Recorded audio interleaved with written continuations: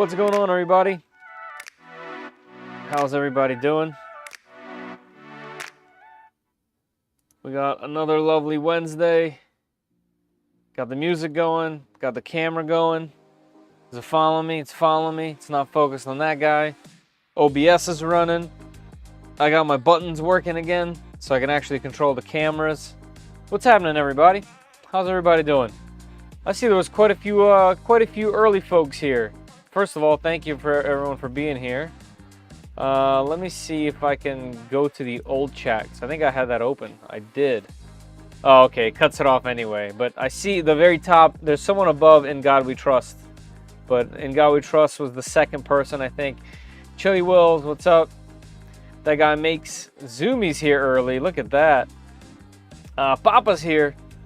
We got all the old schools here early. That guy makes, what's up? That's a lot of spools you got. Let's see. Let me change from top chat to live chat as well.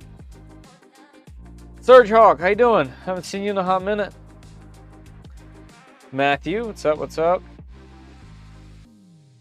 40 empty spools. Yeah, if they're plastic, recycling, or just burn them. Don't listen to me. If they're plastic, I mean, if they're cardboard, you recycle. If they're plastic, you can make like a drawer system out of them. There's all kinds of stuff. You have a bunch of hardware like in your garage. You can print some drawers that open, make some interesting things out of that. I definitely have a whole bunch of extension cords on mine. Hey, Giuseppe. Jeff Thorson, what's up? Shannon, how you doing? Song slaps. Hey, Mr. Walkman. Nigel. Froggy, what's happening? Red Sky. Yo. What's happening? Clement, what's going on? Frog Liquor. Thick name. Renovic, what's up? Tony Wright. Gotta go crash out. Hey, thanks for popping in and saying hi. Reading Rainbow, what's happening? Did the shipping company say how long the printer takes to ship? Oh, yeah, I think it was in the screenshot I sent earlier, right? I don't know. I'm not gonna open Discord here, but yeah, we can handle that after the live stream. I can, answer any questions you got. I think it was a few days, like 3 days, 4 days, from what I remember. Yeah, I think it was in the screenshot. So if I recall correctly, my memory's not that good. I think it was 3 days. May not want to chat too much tonight. Oh, you might not. Building T1, nice. That's cool. Yeah, I see a lot of people getting those. A bunch of mixed reviews all over the place, from what I understand. And out of all the companies that have ignored me and all my communication efforts, Sunlu seems to be one of them now. We talked a bunch with the what's it called? The Super Racer, which I really enjoyed. The V400, which is right there. Still use it.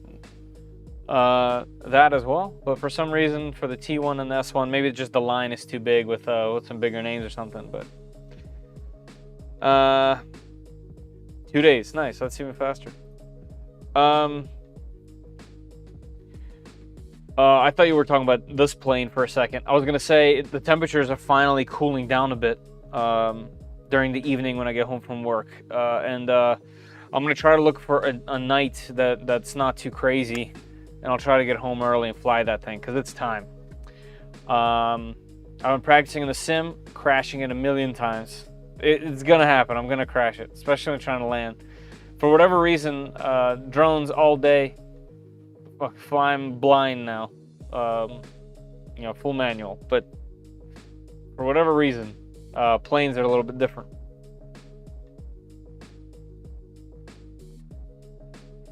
You should reach out to Green Boy 3D to get one of those pellet extruders. Yeah, I'm down to try any of that kind of stuff. Right now, I've just been really enjoying doing projects. Like, I've been doing a ton of projects. I've been doing design stuff for these DS lights. I've just been iterating on things that I haven't worked on in ages and printing a ton and just been enjoying the hobby like you guys enjoy. I have several piles of these cases now. You know, enjoying the hobby like you guys enjoy it instead of like trying to go for clicks and views. And, you know, I apologize that I haven't been putting out too much content out there, but it is what it is. I just did the connector, finished that video, started editing it. I realized I didn't actually print with the spool.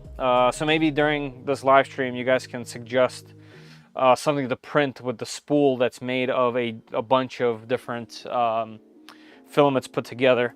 Here, I had it drying in the dryer. Yeah, so I have an entire spool of just scrap PLA that I'd love to print something in. So let me know, guys. I'd love to figure something out. Maybe, you know, you guys tell me. In a video where I'm talking about the product, do you guys think it would be important to print something, or just focus on what the product does, explain it, showcase it, show the result? You think the print part is important? It's going to be a kind of a short video, but I am totally okay with not rushing to put any content out. I'm like I said, I've kind of just been enjoying building and not having boxes upon boxes upon boxes waiting for me.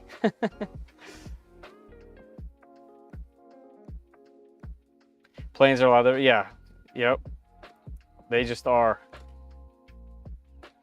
Those macros look so, yeah, thank you. Yeah, I've been really, that's probably been one of the most exciting projects for me at the moment, just because it's one of those where I designed it 99% from scratch, and it all came together, and I'm just really happy with it. Like, here's a yellow one just for an example. And you know, I bought buttons and screens, and there's just so many components and drawers full of stuff, and it's just a fun electronics project, and it's cool to make it repeatable. And I've been making a bunch of them. I'm sure you guys have seen this one, I think, already a couple times. I got this one. This is a cool one. That effect is just so nice.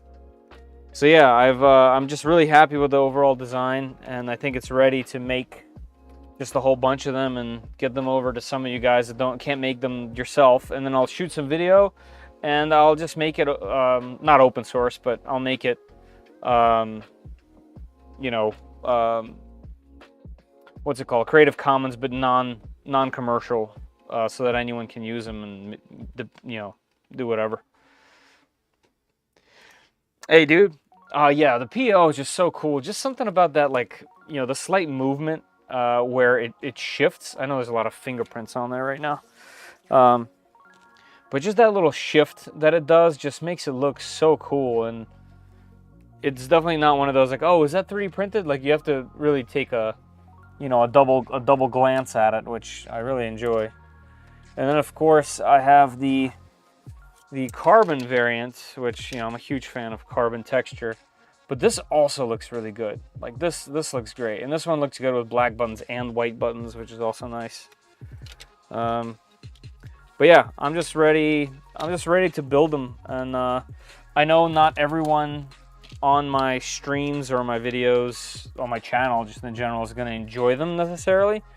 But for me, this is directly why I got into 3D printing. It's for making stuff like this. You know, keyboard stuff, electronic stuff, gaming stuff. So I'm really excited. Let me know when you design a case for a PS4 controller. I've never, well, I don't want to say never. I had a PS1 and a PS2 back in the day, but I've never went past there. I went to the Xbox side, and then as soon as I could get a PC gaming took over. That's mine. Yeah, I have a lot of them. I have probably 4 of those printed, and I have probably 10 sets of buttons. And what console is that? It is a DS Lite converted to a macro, which is essentially taken off a screen, rearranging some things, and this will play any of your advance carts.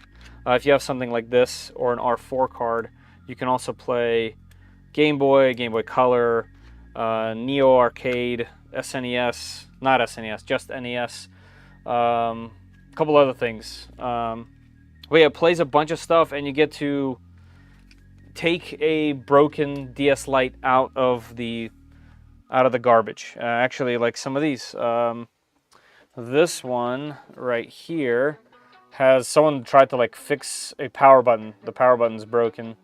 So I have some power buttons coming to restore it, just to get it out, you know, and make it usable again so someone can enjoy it. It's that's been a really fun thing, trying to refurbish these things. Carbon to fight.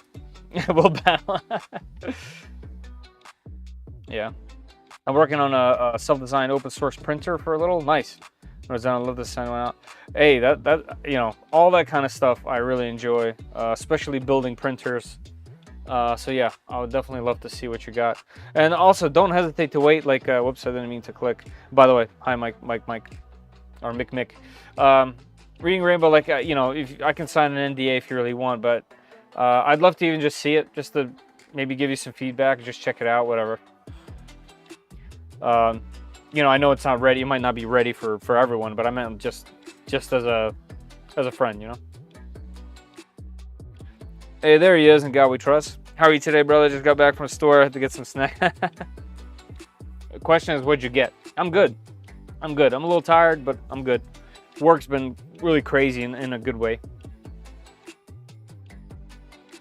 All right, y'all. So let's stop beating around the bush, right? I have a bunch of stuff today that we're going to be doing. Mostly tying up some loose ends. There's some skirting and fans that need to go on here, and to wrap up some of the electronics. But I think other than some of those cosmetic things, I think we're ready. Whoops. What was that sound? Oh, power switch. Yeah, I think that sound was the power switch. I forgot that this thing doesn't have flat spots to lay this thing down on anymore. All right, let me think. I need a box. Here we go. How about the FiSec carrot feeder kit? Let's use that. There we go. Yeah, so I'm gonna double check all the wiring here, but there's still, you know, a bunch of other wires to put on. Motor wires, which should be pretty simple, some fans, and technically speaking, if I hurry up with all this plastic nonsense that I want to put on here, and stuff like the screen mount, technically speaking, we should be able to power this thing up and hit that power button for the first time. So I'm kind of excited for that. Let's make that our goal, you know. Sleep is for people who don't. Yeah, I mean, I barely sleep. I know it'll catch up with me, and over the years, I kind of feel like it already has. But we'll see what happens. I'm gonna keep pushing. Cool. You know what I mean. I didn't mean like. I just wanted to put it out there that, you know, I'd love to help out in some way. It doesn't have to be like on a stream or whatever, just a chat. I'd just love to see other people's ideas of printers and things like that. Thank you.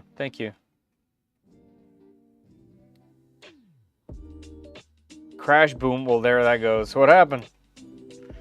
Sunflower seeds and peanuts. Okay, not bad. I had some sunflower seeds earlier today. Will it blow up? Okay, right. I don't know. So I think I want to get it there. All right. Let's do this. Let's talk about the few things. Over here, there is a pinned comment. If you click on that, it will take you to here. This is where you can fill this out in this questionnaire. It's only one question, and you can have a chance to win a spool of PLA Plus from 3D Max. It's US only, and you have to be present until the end of the stream to be able to receive said prize.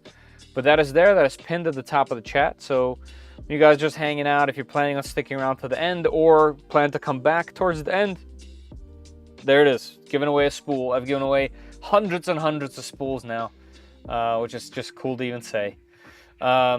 Also, don't forget, I have a store, shop.3dprintsos.com. a bunch of cool 3D print related shirts. There's color options. There's hoodies. There's these awesome mats. I work on mine every day. I have one of these dark ones. I love it. There's one right down here. And some awesome mugs as well. Super high quality mugs. I also use that every single day. So yeah, check these things out. It's a cool way to support, but also for me to be able to give back. As you guys notice by the prices, I know I say this a lot. The prices are as low as humanly possible. Just so that you guys can, you know, get something in your hands. So yeah, that's shop.3dprintsos.com. And I think, by the way, once I start getting more of these macros done, I'm going to be posting them on here. So you'll be able to purchase them through the site.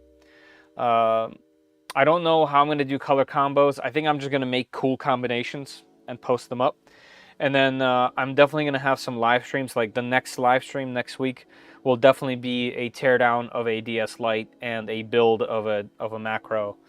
So yeah, that'll be a little bit of a break from printing, but it's still, you know, it's a custom 3D printed case that I made. So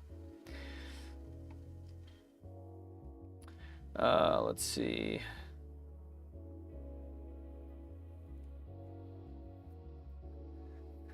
I don't even know what chacarons are. Sounds like something with coconut. I'll do some renders in a couple days. I'll definitely send you some photos. Nice. Yeah, that sounds great. I'm looking forward to see it.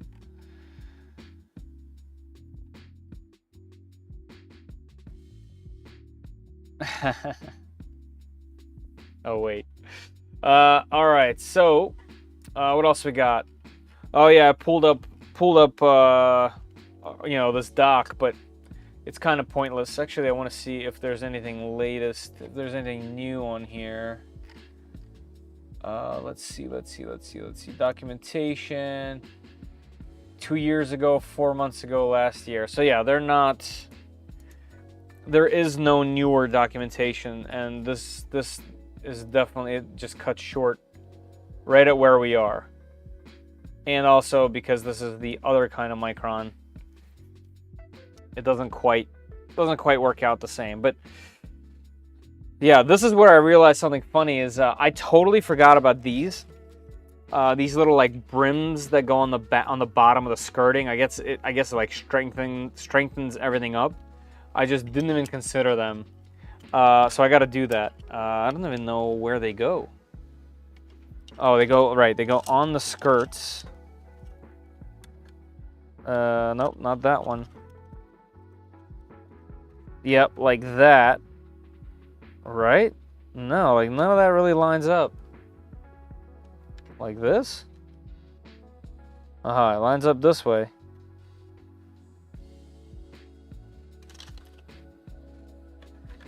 Yeah, okay. So basically I have some more things to do and to put on, and let's do it. Let's just get the hardware out and get that going.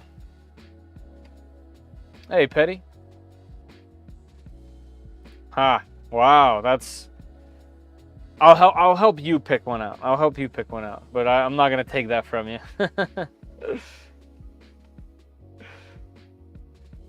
Chicharrones. Oh, chicharrones. Okay. I didn't know whether you know.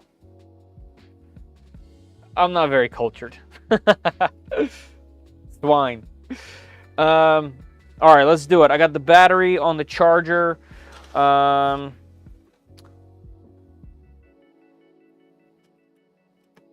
Let's see. What do we mount first? Do we do the wiring? We do most of the wiring, I think, and then we put the skirting around the wiring. Correct? I need to put on some fans, and I'll be doing this from memory because, once again, there's no instruction. Okay, let's get some hardware out, and let's get this party started.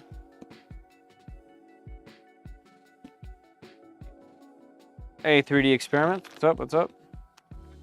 All right, let's take out this hardware. Should use it while we got it. Let's take out these random pieces of hardware that I just had laying around. Once again, just something we could use. I looked it up, of course.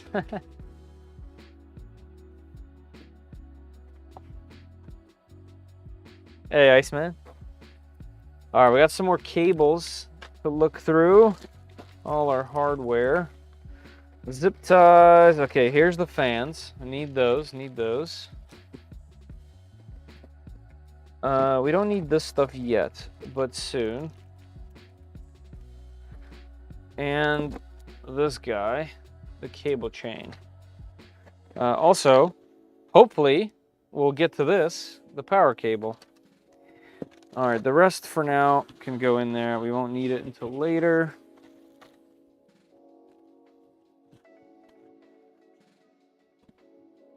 Let's set this down here somewhere. All right.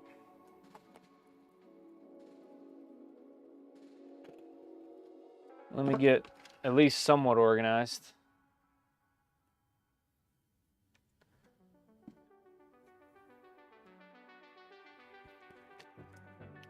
All right, I actually wanted to try to figure this out at some point because it goes up from there, which means there's a whole lot of cable that needs to go into this thing. I'm not even sure this needs to be full length. Maybe we can remove some of the links. I don't know.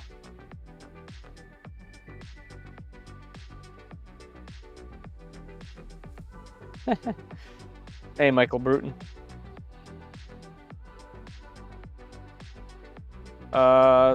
No audio? It looks like it's playing on my side. Yeah, it's playing. I usually keep it somewhat quiet so it doesn't blast you guys out. Let me know if that's too loud or not loud enough or whichever. And yeah, there is Winamp. There is Winamp back there. Working on a printer while watching the stream. Nice. Look at the Discord later. Okay, we'll do. Yep. Yeah, I see. I got two mentions down there. Hey, look at that. Yeah, it's rare, but there are a few. There is a few around. I don't know how or why, but we exist out there. Yeah, it's because a lot of folks actually used to complain that it was a bit too loud. I know my music preference isn't necessarily everyone's music preference, so some folks are randomly getting upset, and it's not worth it. It's just music, you know. On my Ender 3v3 SE, can I change the print speed and not affect the print? You can to some degree. The machine is definitely capable of going faster than what's default. So I would just do maybe 25 or even 50 millimeter increments per second as far as print speed goes, and just see how far you can go. That machine does use linear rods, right? For the Y, so it should be okay to go a little bit faster.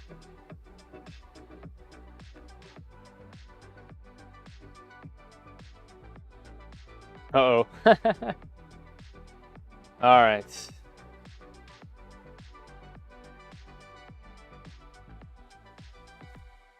Yeah, that's my hope. It's also, you know, free, blah blah blah, all that stuff, because otherwise the YouTube man will come after me. All right, you know what? I'm actually going to save this hardware because it's specific to Clicky, and I've never used it, and nor am I going to be using it for this. So we'll do some generic hardware. All right, so the first thing I'm going to try to assemble from memory, battery's done, are these fans. And the reason why I mention these fans is because we need them to power this up, because there is no moving air down there. I'm not going to be putting on the bottom cover on this machine. I don't have them on any of my Vorons, and that's my personal choice. Well,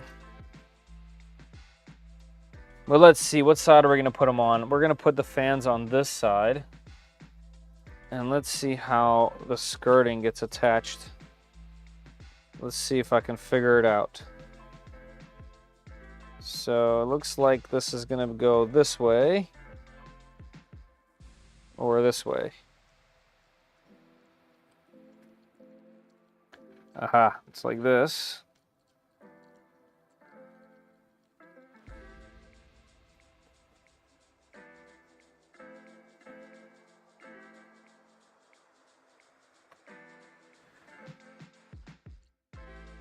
Actually, I think this part comes out like that. It does. Yep, okay.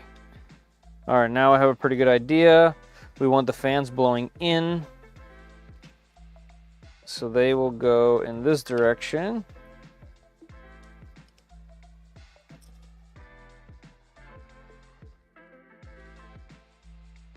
All right, and at first I was gonna do kind of like a suck and blow situation, but I'm just gonna put both fans on one side. And that's how we're gonna roll with it. So the thing that I have to figure out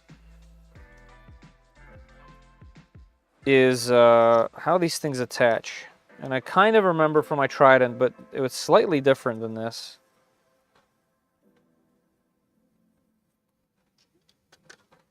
Let's see, because there are fan guards. And they do... All right, sorry guys, cameras, views. Oh, my bad, yeah, I just went right in.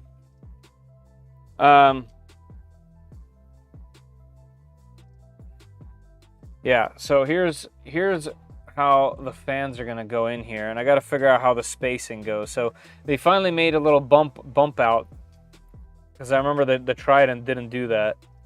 So that's gonna go on the front, and then on the back, actually, I believe this is for the non-fan side.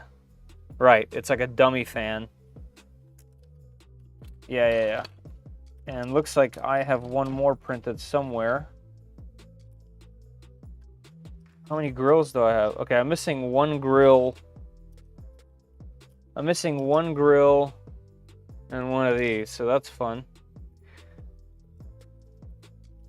But what about hardware? Could it be that the hardware screws into that and that's how this holds together? No, I don't think so. Any of you guys build one of these or a 2.4 and remember? Because it's pretty clear I sure as hell don't. All right, let me look at the printed parts. Let's see what I got in there. Hey, Zachary, what's up, man? Aha, here's this part, okay. And the other fan guard, cool.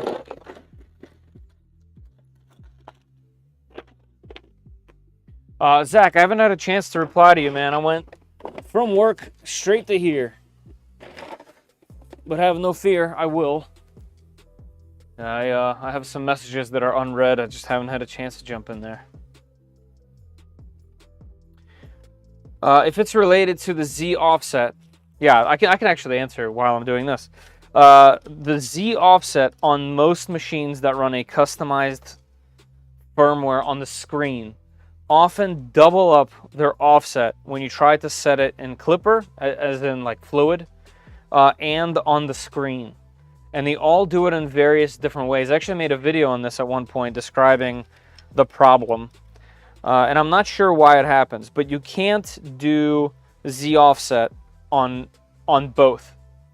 You can't make a Z offset adjustment on the screen and then in fluid, because they conflict each other and overwrite each other, and most of the time double up. And that's how you dig that thing into the bed.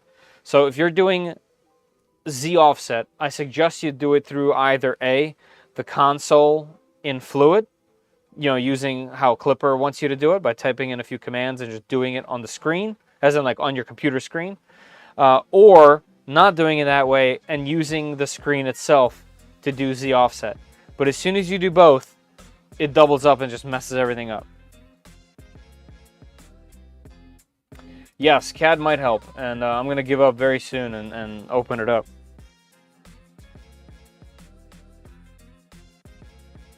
I just kind of like figuring it out, you know? But yeah, at some point I won't be able to.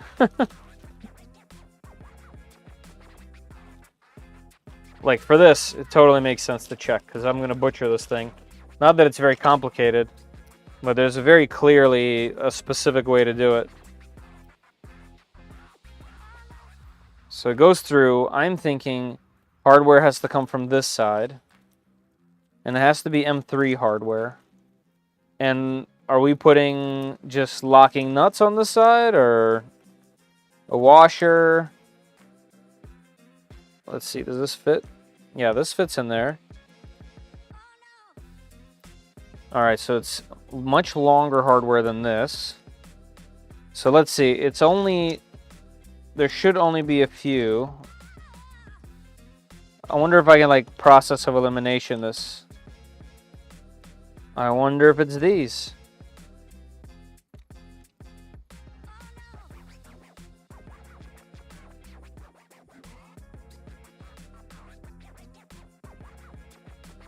Put a little Loctite on that. I do have a ton of Loctite.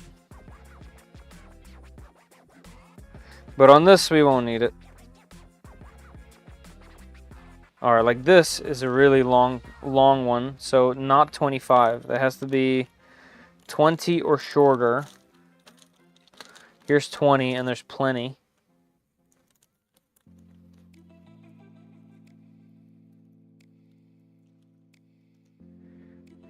Let's see if this seems right. Heat sets in the fan holes. I mean, I've done that before, but I don't want to waste any heat inserts. I'd rather just put a nut on the back there.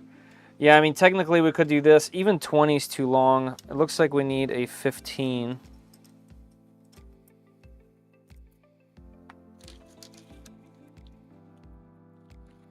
Let's see if we got 15s. 12.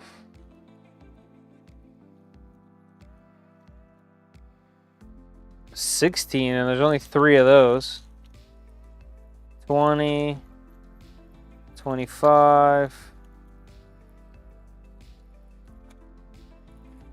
No 15s. 12s were too small. Let's see what I got. In the good old hardware bin. What are you looking for? I got the cat open now. Oh, Michael, so how are the fans attached to the housing? That's what I'm looking for.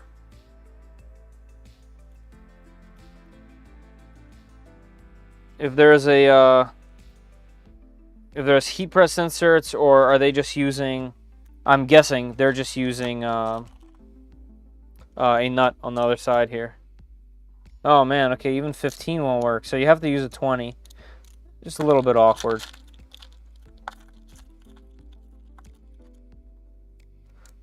Yeah, it looks like 15's too short, and 20 is very long.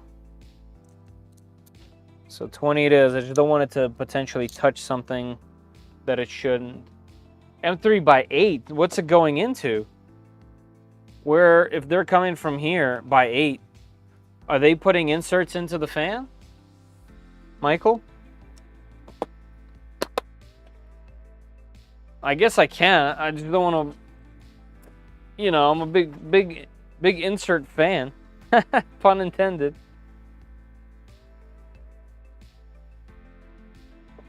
Really.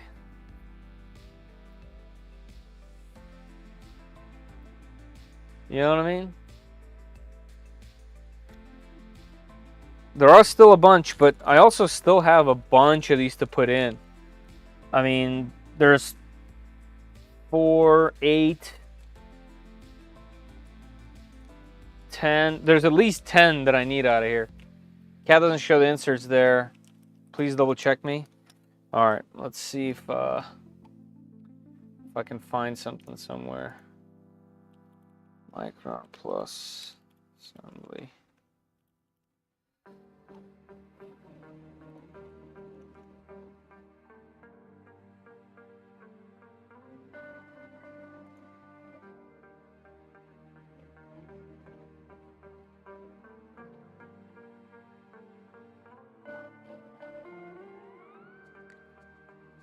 All right, check this photo out right here.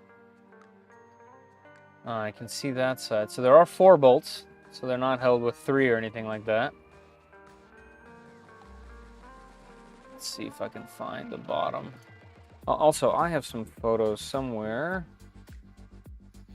in my Micron folder over here. Let's get to that.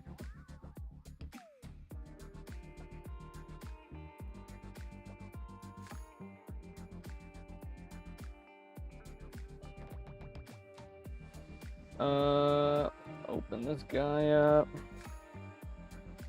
All right, let's see.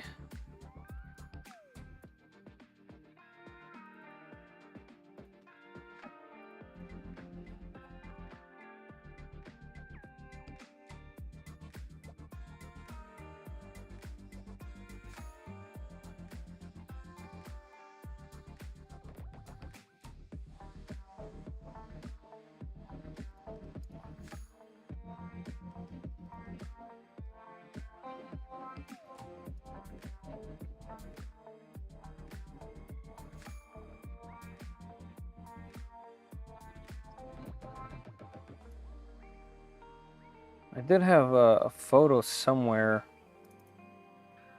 of just the bottom, but I guess I have since then deleted it, which is great. I sent a totally not made in paint diagram to our DM. All right, let me open it.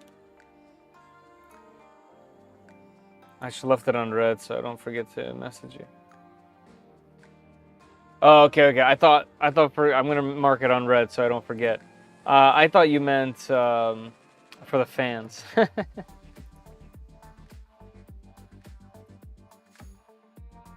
right, let's see. Going back to my research real quick, I just want to see Micron.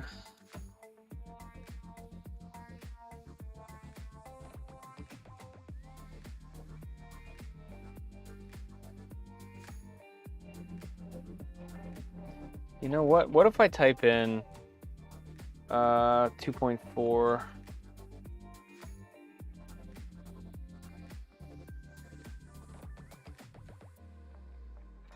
See, Zach, I wouldn't do that because now you're stacking 3. So what I would do is I would go into your printer config in Fluid or Mainsail, whatever it's running, and in the config on the very bottom, I would zero out Z offset. Then I would go onto the screen, I would set it to 0 or do the procedure again if there's one on the screen. Because I don't remember if they have one included on the screen or not. But I had that thing running. The Z offset was great, but from what I remember, any of these machines, it's literally every brand. Chitty Tech still has some issues with it, although not the brand new Q1 Pro rather. But they have this weird issue where Clipper wants to do Z offset one way, and for whatever reason, the custom firmware that they write to these screens, like the screen itself, because it's running Clipper itself, it either doubles it or it adds this weird like non-in-config area, and it doubles it up, and it's a big issue. It's a big issue.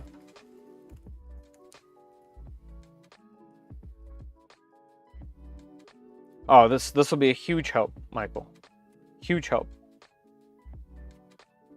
Oh, you know what I can do? I have this keyboard that I'm using right now. This guy, and it has a screen on it. I'm gonna put Discord on the bottom here, so that I can see what you guys are writing, and that way I don't have to flip flop 10 different things, and this should be a little bit easier. Yeah, there we go. Let's do it this way. Full screen. Bam.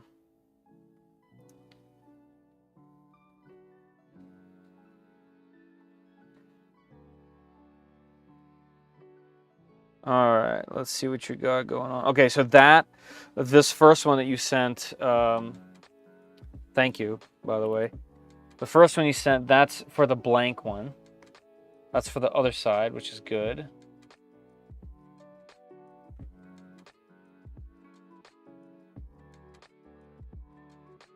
Nice, yeah, this is good news. Toys for Tots, almost time, everybody.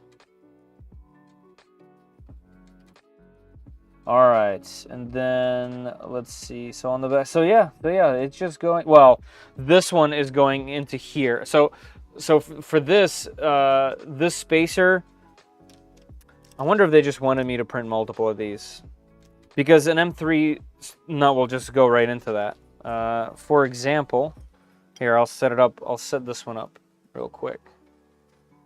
So this, like that, like this. By 8s, you said? Yeah, there's 1,000,000 by 8s. So that will go in here, and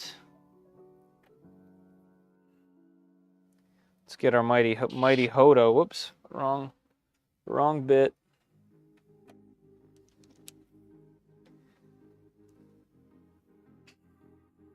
So this will make a sandwich. There we go. Yeah, so they either want long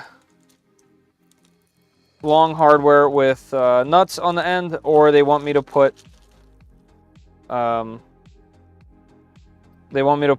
inserts in. Which, you know, if that's what I have to do, it's fine. I just, you know, fans are kind of disposable, you know.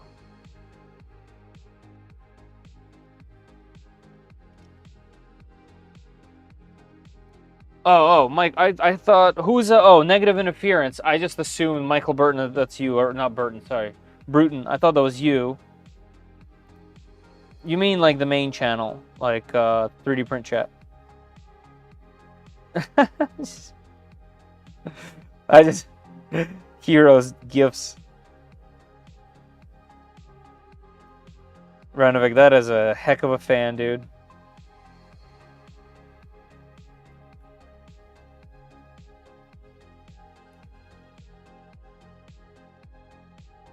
I don't have a Linux computer, so I can't use Fluid. Hold on. You don't need a Linux computer for Fluid. Oh, okay, Zach. Okay. You don't need one. You could just type in the IP address in the browser, and it will load up your printer. I didn't realize you were confused. I know you said you've never dealt with it, but I figured that part you'd know.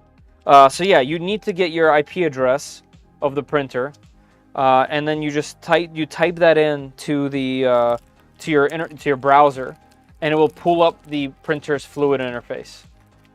Okay, and by using the Fluid interface, you are just using like raw Clipper, which means all of Clipper's commands, all of the built-in features that help you calibrate the machine, all of them are literally at your fingertips there. So that would definitely be the place to do this. Whoops, I put in the wrong hardware. It's heat sets and the fans? Okay. All right, thank you, Michael. Then that's what we will do.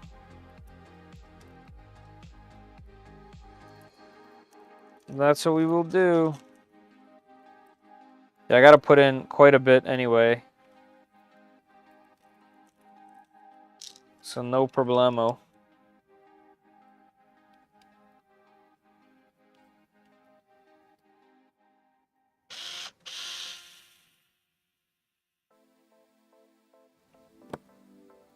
Definitely got some things to figure out. Clipper Schlipper, who cares? Yeah, well, you're on easy mode. You know, have some fun. Yeah, Zachary, my bad. I thought that was like, you know, now you know. Now you know. Ask all the questions. And I'm sorry to have assumed. But yeah, that's the main function of the whole machine will be through the browser or your phone. Oh, that's what I was talking about with the phone. Maybe you got confused there too. You can easily pull up, you know, through the browser, typing in your IP address. You can have the entire Fluid interface at your fingertips on your phone. So if you wanted to like be next to the machine, if you didn't have like a laptop or if the printer isn't right next to your computer or whatever, then you have access, you know, from wherever. Oh, cool this looks. Little sandwich. I know it literally doesn't do anything, but it's neato. I am on easy mode and I love it. was getting burnt out. Well, you were getting burnt out because, you know, super cheap budget machine, you know, like open source machine, that type of thing. I get it. All right. And if this is here, are these going to reach? Yes. Okay, both of those will reach the fans. All right, so we have to put inserts in here, which is not the most fun ever, but I'll do it. I want to put them in from the back because it looks like doing that will mean I'm pulling them instead of pushing them. And let's see how far the 8 mils go, just so I have a visual representation.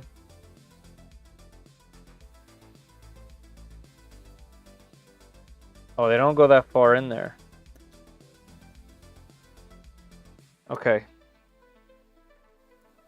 So maybe they do go from the front. That's kind of weird. Let's see. Can they just go in there? I guess they can. I so don't wanna. Guys, I think I'm gonna not do it. These are GDS time though, dual ball bearing.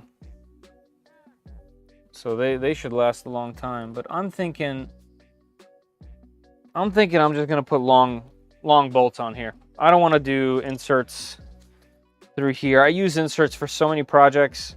I feel like putting them in fans that I could replace or rearrange or move at any given moment seems just like wasteful. I know it's literally a few cents. I get it. But just something about that I don't want to do.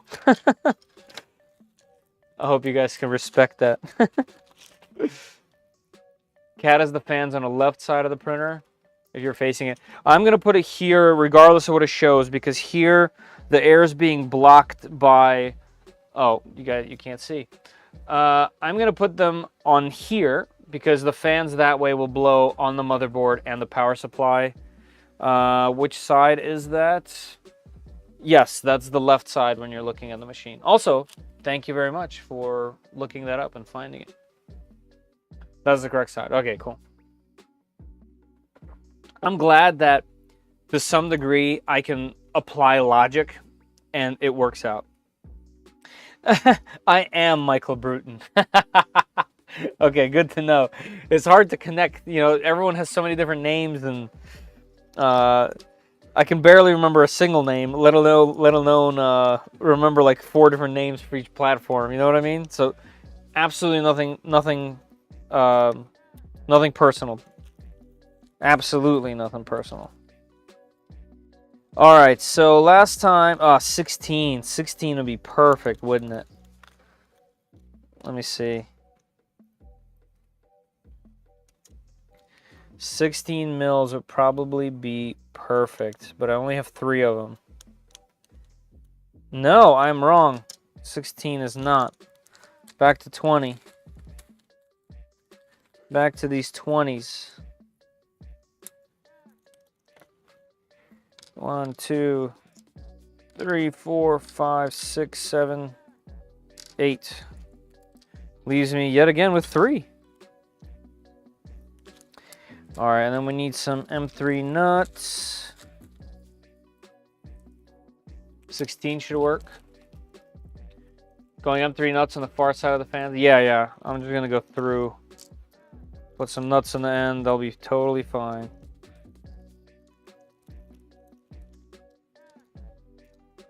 Totes my goats, as they say. Mine are all easy. Just sound for my name. Oh, you mean names? Okay. This belted Z mods requiring me to basically disassemble my X-axis. Oh yeah, for sure. You're definitely disassembling that thing. Totally worth it. Belted Z is such a cool mod.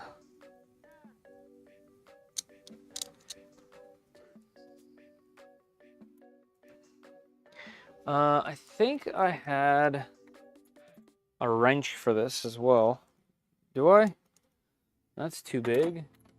Was it this guy? No. I thought I had a wrench. Small wrench. That was from our C car. Our C car stuff is upstairs. All right, fine. I'll go old school with the pliers.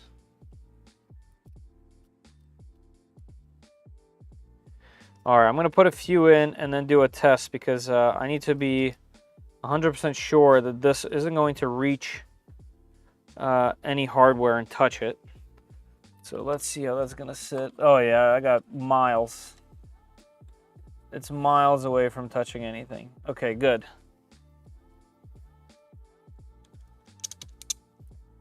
Yeah, I mean, this hardware is just a hair too long. I wish it was just a little bit shorter, but I only have 3/16. Get out the drone tools, right? Night Train? Those are also upstairs, so that doesn't really help. Catch us 14.7. Really? I wonder where I'm off and why.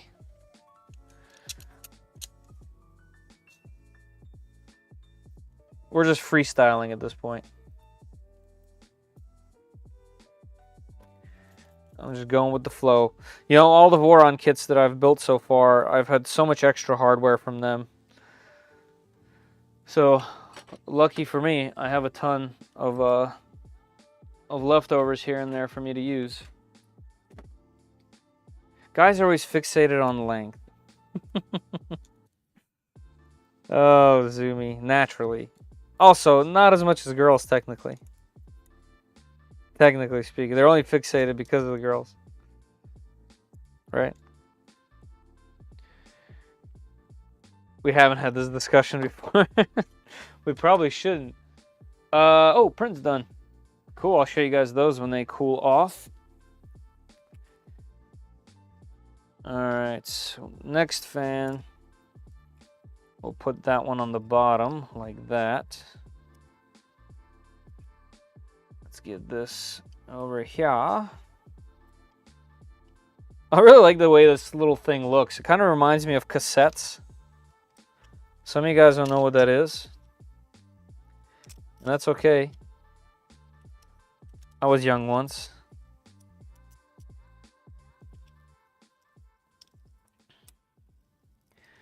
Gotta get a pencil to wind it back. I have no idea what you're talking about, Mr. Walkman said. It's a good sign.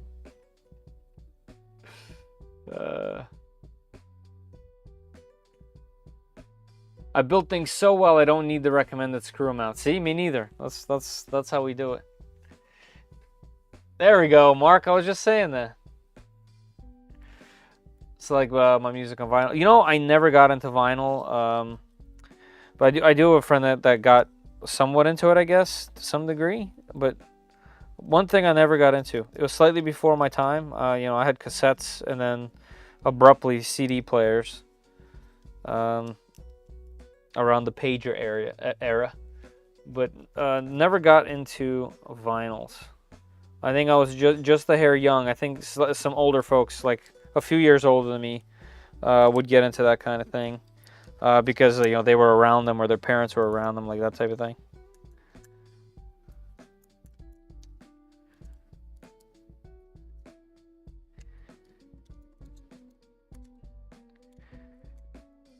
All right, our little fan box is complete, which is cool. All right, and that will get attached right over here like that. Cool. And then these things will get attached to it.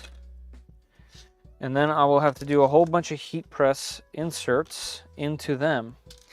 All right, let's get ready to do that because I have to flip the printer all the way upside down. What are these? These are 6 mils. 6 mil button heads, not hex. Where are my 6 mils? I don't even have that baggie anymore. All right, I'll mix and match them into here.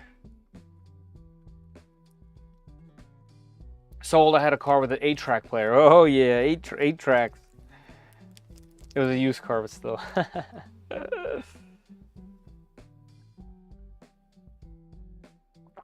8-track was a whole different thing. That's even crazier. That is even crazier. All right, let's move this guy over here. I think we're gonna have to take the tool head off. Am I correct there? Yeah, we'll take the tool head off. And let's flip this all the way upside down. Don't pinch any cables like this. And then I'm gonna have to lower my table and make sure my camera isn't gonna get crushed, because that would make me sad. Let's lower the table so I can see. You guys can come up with me. Like that.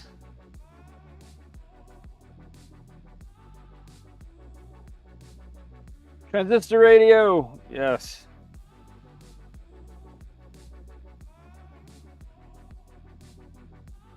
All right, let's see. Looks different from this direction. Let me rotate it this way. Make sure I don't crush nothing. All right, let's see what I need. I need some tweezers, because we're gonna have to move some of this hardware around. All right, there's 4 on this side. This gets 1, this gets 1, and this gets 1. Why is there 4 pieces of hardware here? Interesting. What about this side? This side has 3. That might be one of those things that was in the appendix. And then what about this guy? This one is even stranger. Nope, okay, here's 1. That means 1 might be caught underneath there. It's not. All right, so this is for, okay, this is odd. Aha, I wonder if this was the problem from the errata. Do I see any more hardware? I don't. And I can't see underneath that leg. Let me lean. Aha, okay, there was 1 under there. Which means if there was 1 under there, there's 1 down in there. Okay, so if I hold this one. Aha, okay. So they were just hidden in the rails. All right, so we got 4 here. That's correct. 3 on this side, that's correct. And 4 here. 4, there's 1 extra on this side. I don't know why. There's no, this one will get 1. And the 2 wings will get 1, correct? Yes. So there's an extra one. Wonder if I can secure it somehow so that it doesn't make noise. Because these little things will vibrate like crazy, as you guys know. Cash goes 3 on 3 nuts for the side. Yeah, I think I saw that in the errata, as in like that one guy that made a document from the last stream and posted it up live, and he mentioned that there was a mistake in the initial instructions, which lucky me, I have found them, as I do. What time approximately? It tells you exactly, actually. If you look up if you look it up right there, it'll tell you exactly when the drawing will be. It's usually around 12. That's usually when I try to wrap up. So what time we got now? Yeah, it's 10 o'clock. Yeah, there's still about 2 hours. All right, let's see if my prediction on this being an 8 mil was correct. Looks like it was. It was not.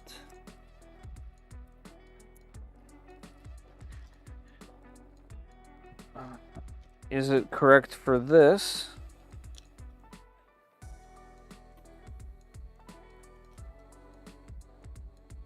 No as well, right?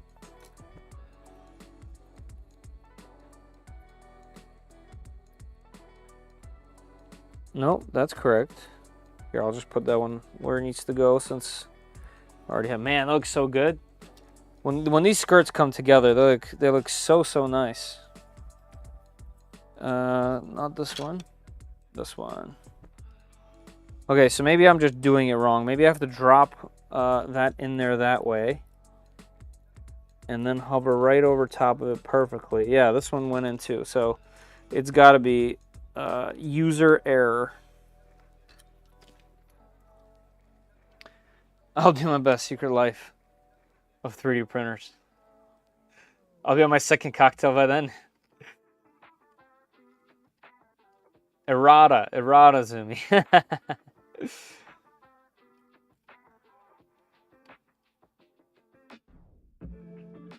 Nice.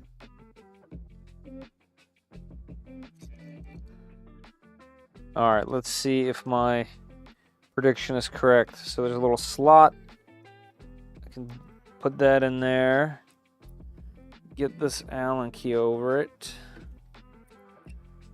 Let's get this somewhere in the middle. Yeah, I mean this thing is gonna vibrate. I have to try to get this out of here in one way or another, I think. All right, yeah, that works just fine. My only concern is that rogue fourth nut. I wonder if it's worth drilling a hole.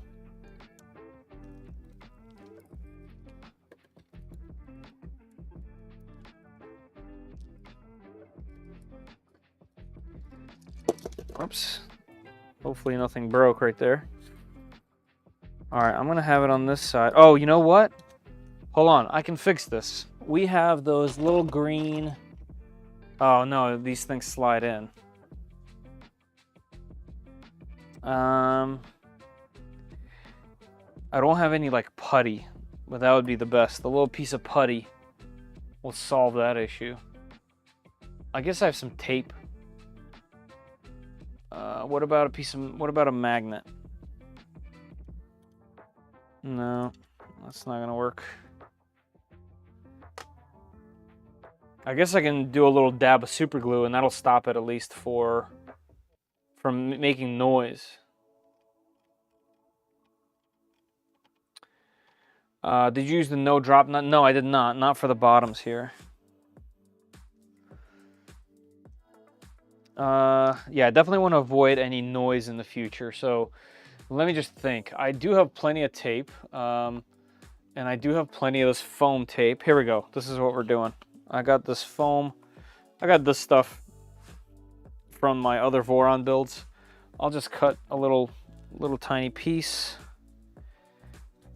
and that will hold my rogue nut. Cool your jets, Zumi. I know what I said. Servo tape, screw in a washer. I can't put a screw in there because everything's flush. But, however, this will totally work. I'm just gonna stuff that in there, and that will hold it. And it won't make noise because it's tape. Or foam, rather.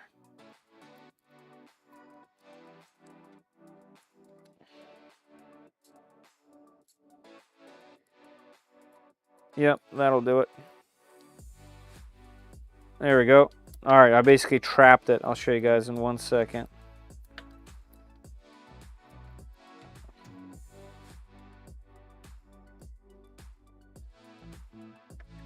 Come on, get out of there, little piece of paper. Gotta fish out this little piece of paper. There you go. And this one too. Where are my pliers? There we go. And then let's get one more tiny one.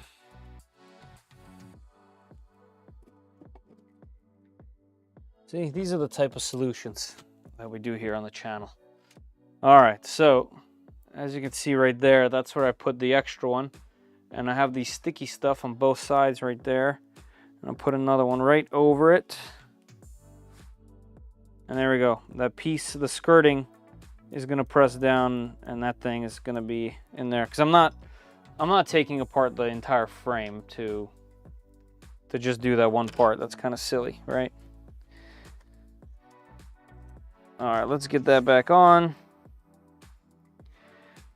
And let's keep moving.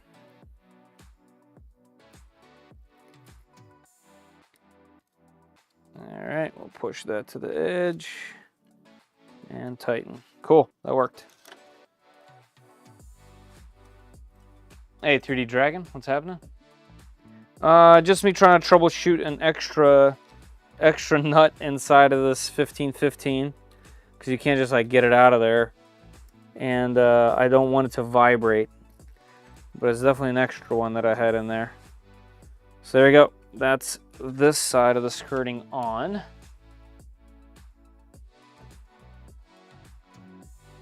All right, and then let's see where these fans can be plugged in. Let's route them underneath the motherboard. Yep, plenty of space, which is nice. All right, I'm guessing this is fan. Yeah, fan 0, fan 1, fan 2. Okay. So we will come up over here. And we'll make this one fan 0. There we go. Where's this one? Let's go underneath as well. This one will be just a hair shorter, but it should be okay.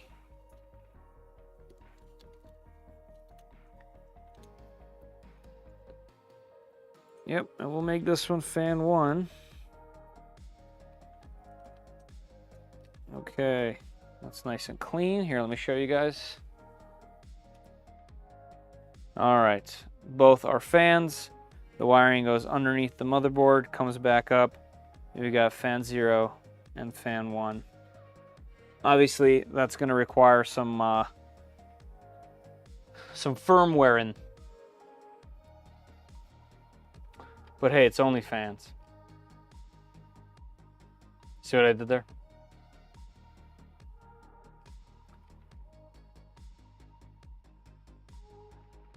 The printer gods demand the sacrifice. All right, that side is good.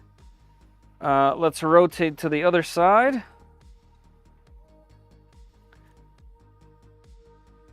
Let's get on it.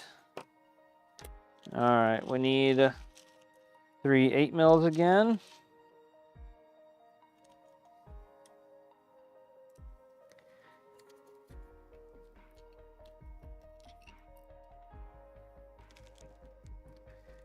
Beautiful. Oops, I must have missed. There we go. Man, gotta love how much the skirting actually just finishes it off. It just makes it look so much better. Looks complete. I know there's like a really busy background back here, but you guys will all, you'll see it. You'll see it.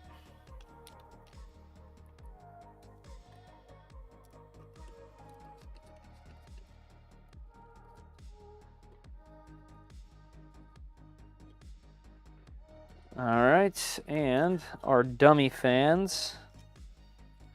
That's not what I'm calling you guys. See what I did there? Another lame joke.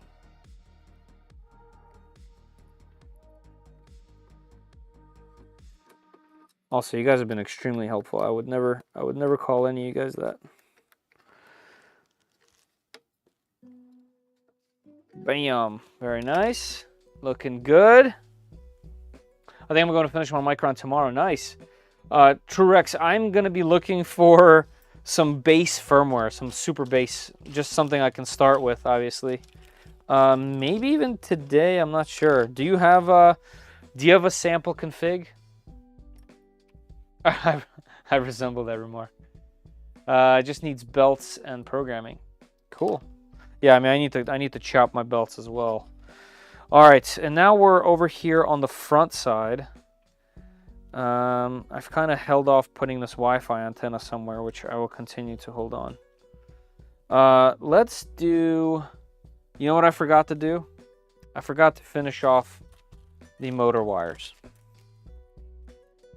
So let's do that. All right, here we have our 4 motor wires, and here's the thing. I don't think they're numbered. I don't think it actually matters which ones go where. But the part that does matter, and we put plugs in here, if you guys recall. See if I can get you guys all up in here. Whoops. Whoops. Hold on. Tripod went sliding.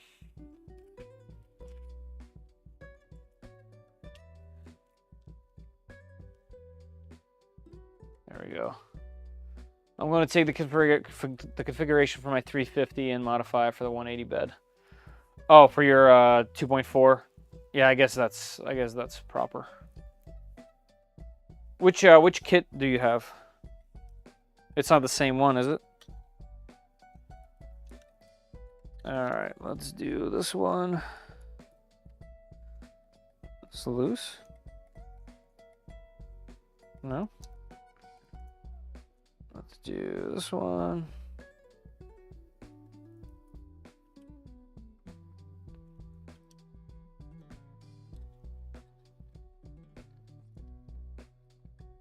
How you liking the Mercury 1?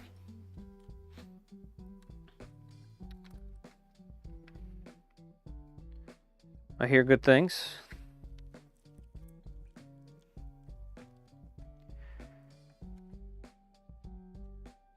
All right.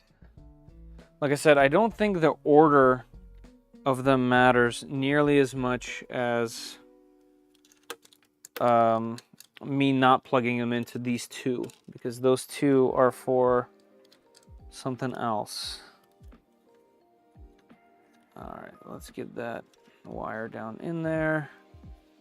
And this one is going to be motor 1. Plug that in. See if we can hide most of this wire down below.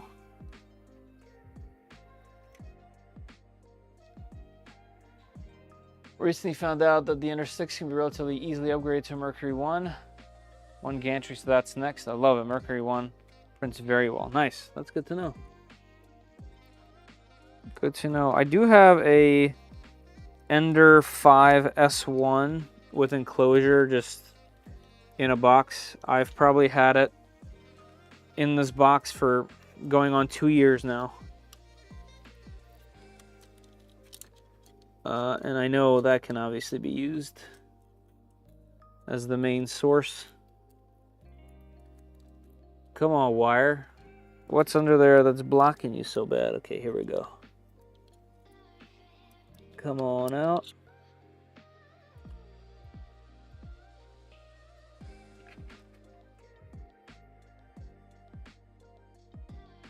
Let's run it the same direction.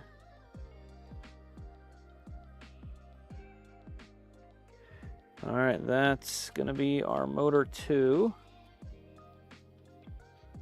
Once again, let's try to hide the wire as much as we can. Keep it like this. Have you seen the Victory Tech K-Touch? I did, very briefly, but I did. It looks really good. Be aware that for some reason, the FiSec Spiderboard fan connectors are reverse polarity compared to other boards. Uh-oh.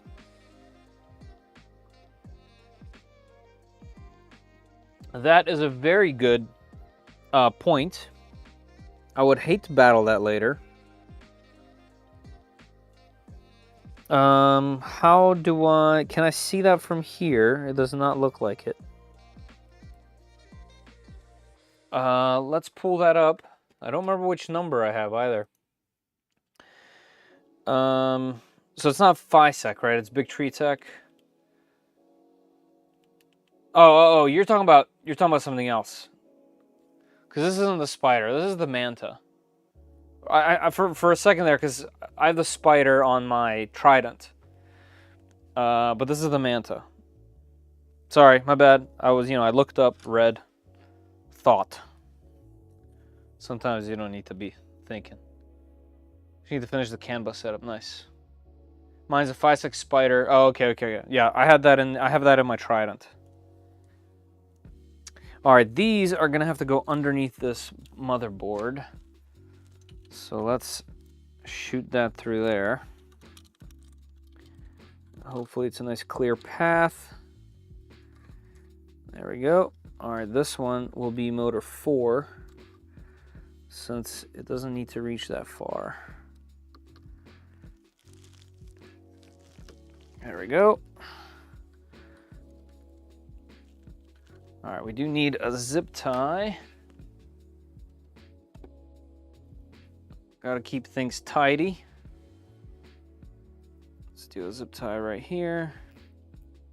Keep these two cables the same. There we go. I like that. And then this one will have to go down. Which way? Like this. Okay, let's get this over to here. And this one is going to have to go a little bit to the left of the one we just did for it to be nice and clean. There we go. We got that plugged in. All right, Z motors in, fans in.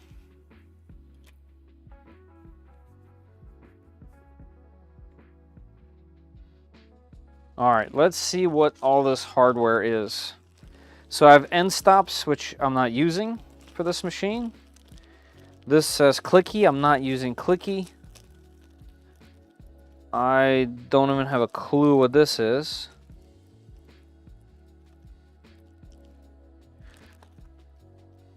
Oh, okay. The Y and the, well, it's called Y and X, but it's really A and B motors. All right, that we do need. And that is where the chain comes to play.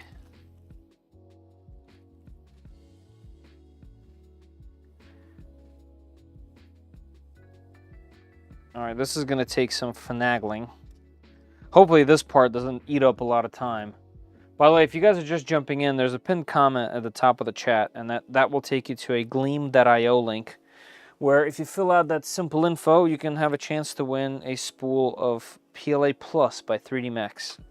US only. You must be present to receive the prize. But that is available while you guys are waiting and watching and hanging out. Get my mail and go home. All right, BWS. Get it done. I'm gonna send you the Manta config in about an hour. I'm not at home right now. Yeah, though, if you can and you remember and you have the time, I would appreciate it. Obviously, you don't have to whatsoever. But yeah, I would appreciate it. How do I know which one is X and which one is Y? And does that matter? I don't think it matters. Just the config. The config pins are the only reason why it would matter. I'm thinking that it doesn't. That's what I'm thinking. All right, let's get this through here. And another one through there. Hang it this way. This is definitely going to be a challenging cable to get through there, but we will get it done. All right, I technically want to go under this power supply. And these cables are very soft. So they're going to need some assistance.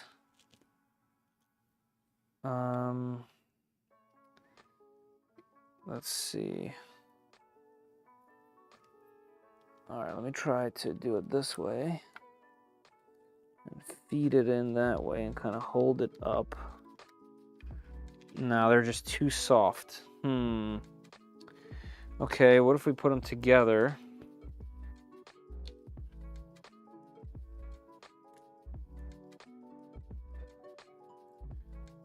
And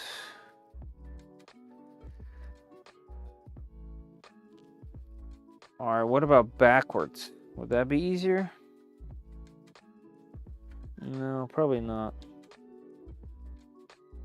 All right, let's see if I could just push them slowly and kind of help along.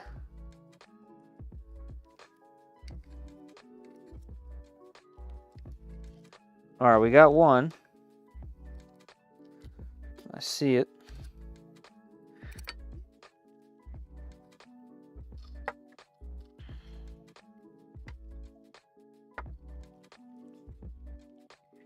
All right, one cable is where I want it. That's this one. And this cable is where?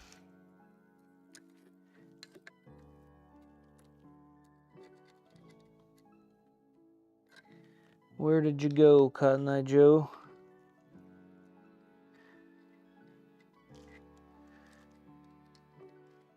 Aha! We made it. All right, so I don't know if it matters, but this is something that should be easily adjustable. So I'm gonna make the... I don't think it even matters. I don't think it even matters because we'll do the test, and the test will tell us which one is moving, and I'll just be able to say, oh, this is that one, this is that one. So let's just make them nice and even, like that. And the rest we can zip tie.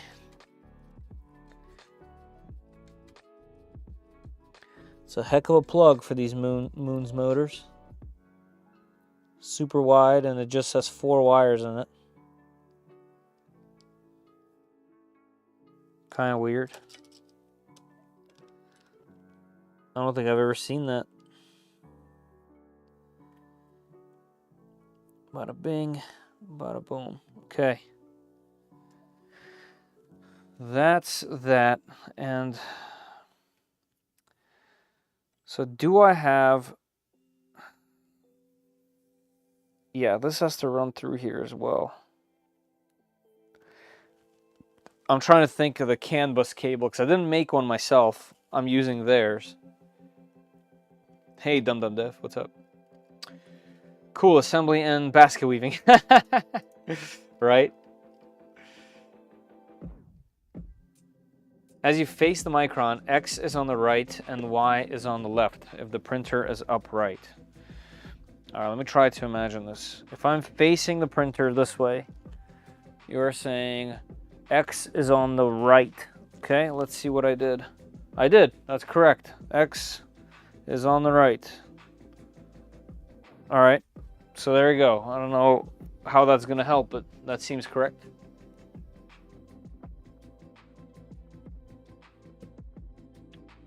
I guess the question is, did I plug them in correctly? All right, and here they're just motor 6, motor 7. It doesn't have a letter distinction. As far as the Wi-Fi antenna goes, I guess I can just stick it anywhere really. I might not even stick it. I think I'm just gonna keep it just in here in the extrusion. All right, what else? I need to figure out this cable situation. And not cable, I mean that, but I can flip it over after and do that. The only thing I have left on this side is the display. So for the display, I actually have a piece of carbon PLA instead of ABS or ASA, and that's only for this piece because this is like the little shroud. And I have to figure out how this mounts. because there's these guys, and these are the actual mounts, and they go like that. No, I think they go on the outside like this. And I have to figure out which hardware goes where. And then we will mount it. Bada bing, bada boom. And I think this mounts first, and then the entire front goes on.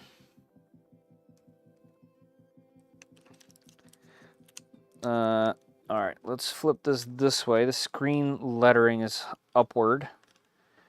And let's figure that out.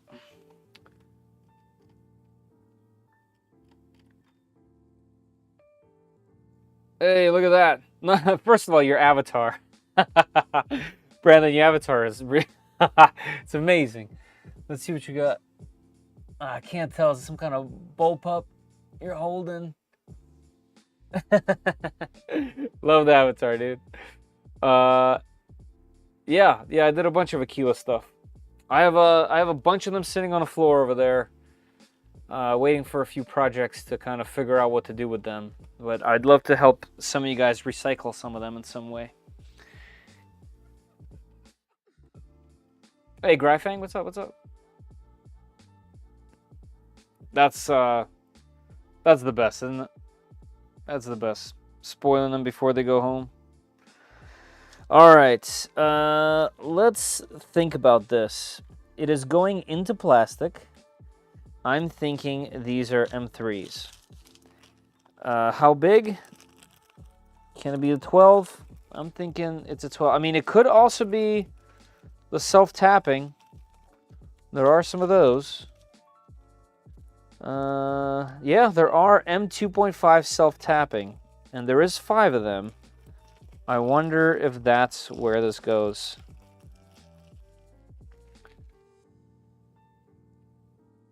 Might be Ender Aquila, yeah, Aquila wire. Yep. Michael, you still have the cat open? Yeah, so this doesn't quite fit. So yeah, I think this might be the candidate for these 2.5 self-tappers. I see no reason why there aren't... no reason why this wouldn't work, I don't think. I just don't want it to be too deep. Yeah, let's see. I do. Let me check the R1 CAD because the regular doesn't show display. Yep, yeah, it's the R1. Collecting dust like mine, yeah, for sure. They're dying to print until they realize how much effort they took. Yeah, the older machines definitely take some effort. Not anymore. 3D printing is super accessible and super easy now compared to how it was. All right, this has to be it. This has to be it. This is the perfect size, shape, everything.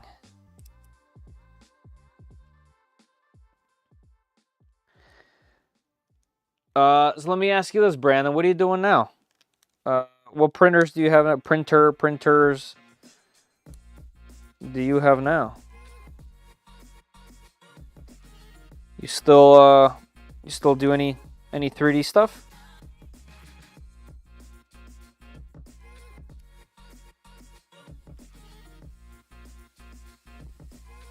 I had 2 Aquilas that got them printing awesome thanks to you. Gave them away a while back. Nice. Nice. Glad to hear I was able to somehow help you along in your 3D printing journey.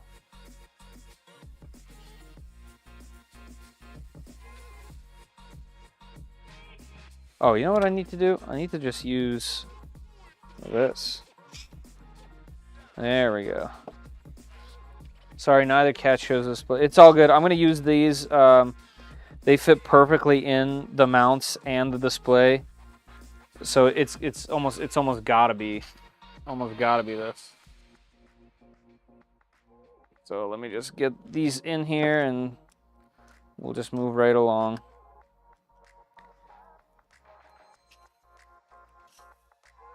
I know it's a bit strange for this to be the only thing that's on self-tappers, but It definitely fits.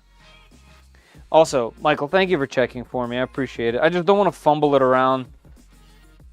You know what I mean? Like, if I was just alone, sitting down and doing my own thing, it makes sense to kind of just take your time and. But this, we're just kind of running and gunning. All right, let's see.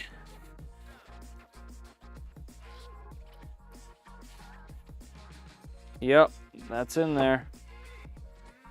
All right, so that should be that. This is upward. All right, looking good. Let's get the other one in. Also, I do need to set up another camera on a chest cam. That's what I want to do. And I do have a GoPro. I'm wondering if it's worth it. Would you guys be interested in seeing a POV view? One of the things I did want to do is have a ceiling cam, but it doesn't. That's not. It's a lot of wiring that I'm just. I don't know how useful it'll be. But what do you guys think about a chest cam situation? Give me a few minutes. No, True Rex, don't worry about it. Look, I have them in. They are perfect size. They hold perfectly. I think this is what they were designed for, and there was a perfect amount of them. So don't worry about it. This is good. I have an Insta360 Go 3S that I use for paintball, and I love it. Well, I do have another. I have a Theta S 360 cam.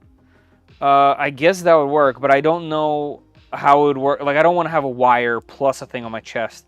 I know the GoPro has a wireless communication with the GoPro app, which you can use with OBS. So I'd be able to add in another camera here, you know, in this app right here, and be able to use it that way. That's kind of why I mentioned the GoPro.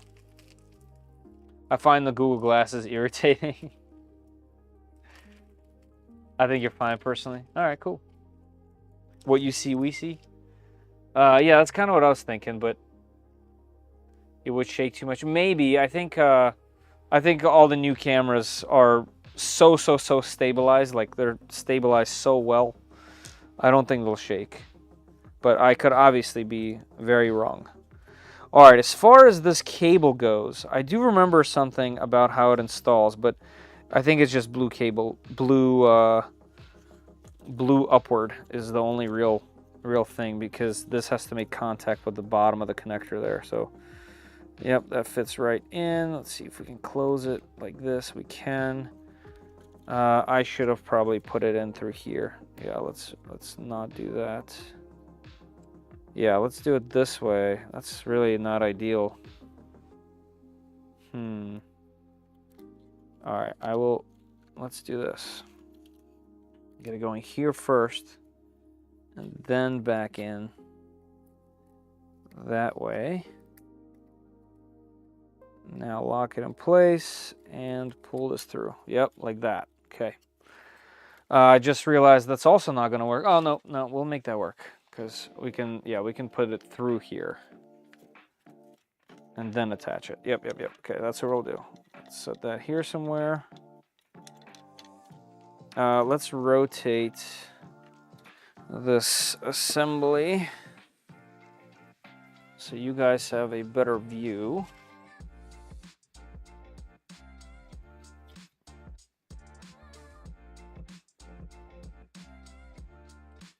Yeah, that's what I was doing. Still rocking Ender 3 S1, about to drop BTT motherboard in it. I'm a little behind. My other hobby, building PCs, water cooling. It's expensive though. I found a water cooling kit for printer. Oh yeah, I actually have a water cooling kit for the printer. And I just haven't had a chance to put it on anything, but I've definitely thought about it a bunch. I have the Creality version. Oh yeah, the new Ray-Ban. See, if they are they affordable? Like, what's the price like on those things?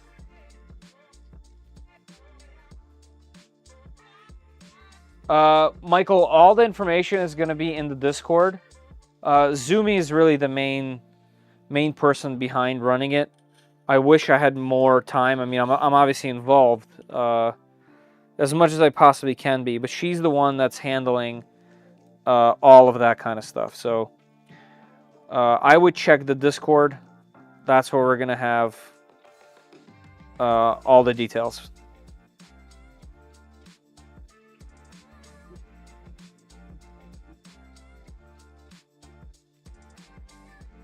All right, let's get this display in there. Actually, let's do that by hand so I don't break anything.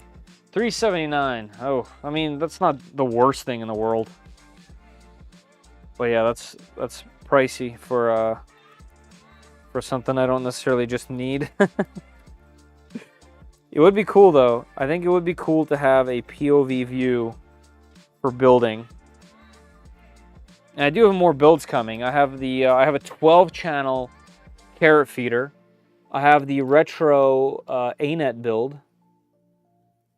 I have a bunch of macro builds, Game Boy macro builds. So I think something like that would get used. I just you know, I'm not pushing very hard with my channel right now, so I don't have income like I used to like a year ago, let's say, for like spoiling stuff for the channel type of deal. I can save up over time, obviously, and buy that. If you guys think it's worth it and you'd like to see it, just let me know, and I will definitely save up and try to make that happen. Oh, I'm so dense. I put this in backwards. Okay, hold on, let me see. Can I salvage this? I'll probably have to just take this cable out and do it all again. I think I'll be able to do the cable after the skirting is on anyway. Yeah, so skirt can just slip on in there like this, I think. Can it? Can it? Maybe not. Maybe not.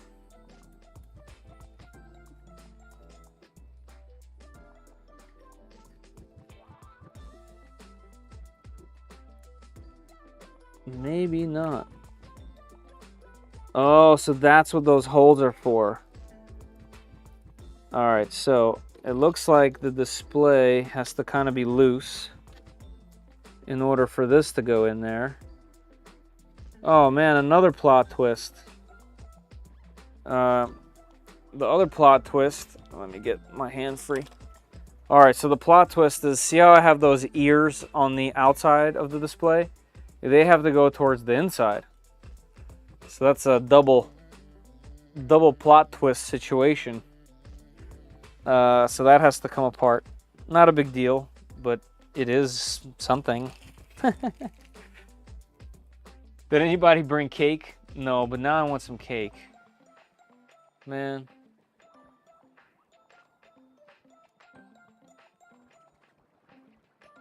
Oh yeah, man. Raspberry Pis are so fun. They're so fun. I was just looking at mine literally earlier today. I have this keyboard that has a screen on it, and I was thinking about just adding a Pi to it instead of a computer, so that it's like a standalone machine that I can run Linux off of and do stuff. So and I have a Pi just sitting there, so I was thinking of maybe using that.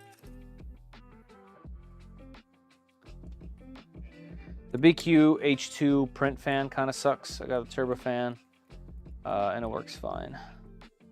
The Zumi might have brownies. I'm 100% sure.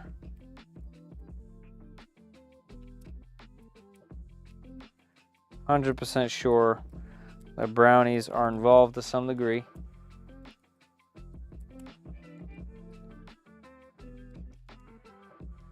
All right, yep, okay, so these apparently go on the inside like that, which is not what I expected. I thought they were going on the outside. Kind of like the first colored displays for Marlin machines back in the day for like the Prusa clones and That's how they used to mount. My custom one that I built, designed rather, was also like that. It was on the outside. All right, let's get this in there. Right, this has to go through like that. Also, I have to slip that on there. Okay, so far so good. Wait. What are we missing here? I am missing one nut somewhere. Aha! Okay, I found the errata. I found the error. I remember this from that one document that one guy put on printables. So there is a rotate. So in the instructions, in the original instructions, there was a mistake. There was a mistake about where the 5 go instead of the 4. This one should have had 4. This one should have had 5 in the front, and not the side one. That's what it was. Yeah, because there definitely isn't one over here. Yeah, there isn't one there, and there isn't one there, and there aren't any over there. Well, it is what it is. This thing is going on like this with just 2, and I'm sure it will be fine.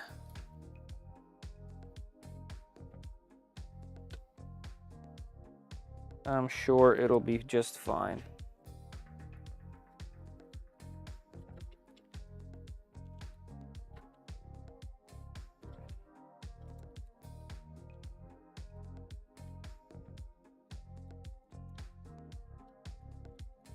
Yeah, it would be nice to have one in the middle, though. I can feel it kind of concaving a little bit, but I'm thinking maybe since the screen is there, it won't really play a big role. Only time will tell.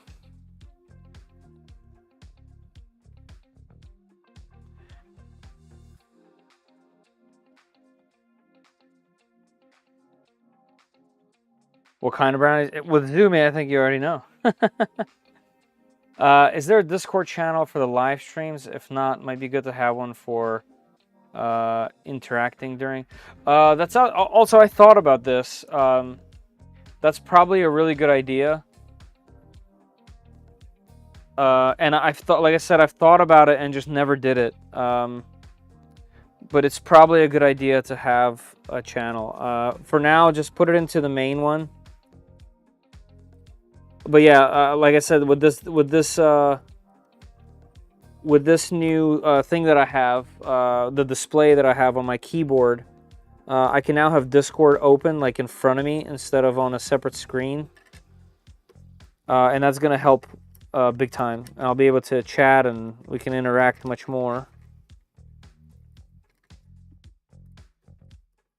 Yeah, definitely something I would like to do. And channels on the Discord are very easy to make. In fact, yeah, I mean, I'm not going to do it right now, but I will. I will. All right, that's looking good. Is it straight? Looking straight. Let's go somewhat tight. Since there isn't a center, I think it'll be totally fine without it. All right, that's cool. Let's see if we can get this thing plugged in this funky way. So this needs to go through here first and then back under.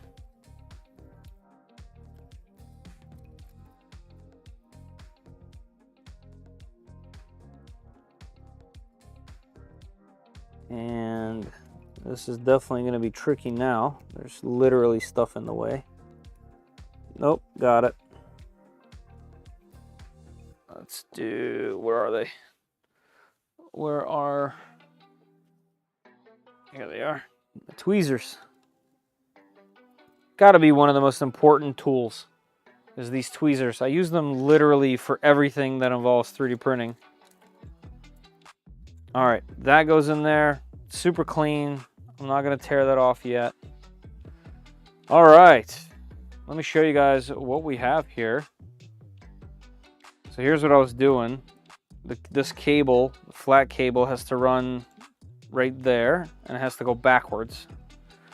And then there isn't a screw in the middle, but that should be fine. Now the only thing left on this side is heat press inserts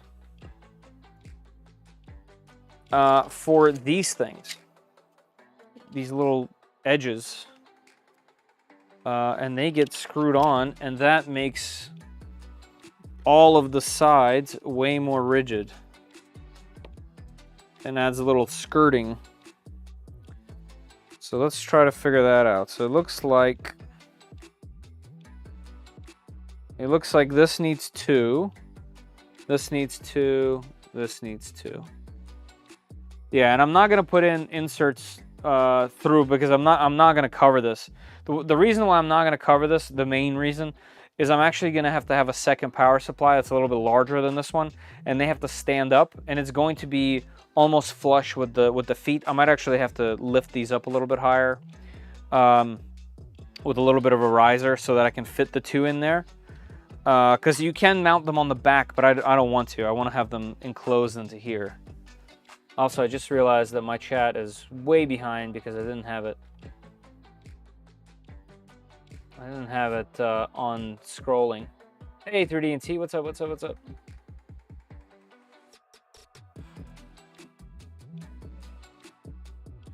Did I miss why A and E is pinned in the comments?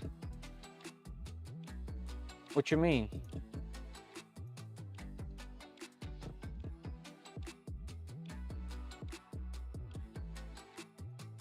The contest? His house is on fire. What did I miss?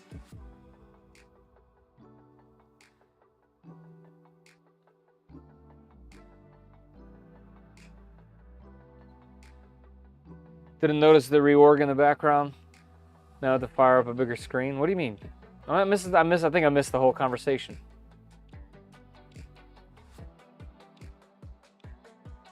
All right, let's keep going.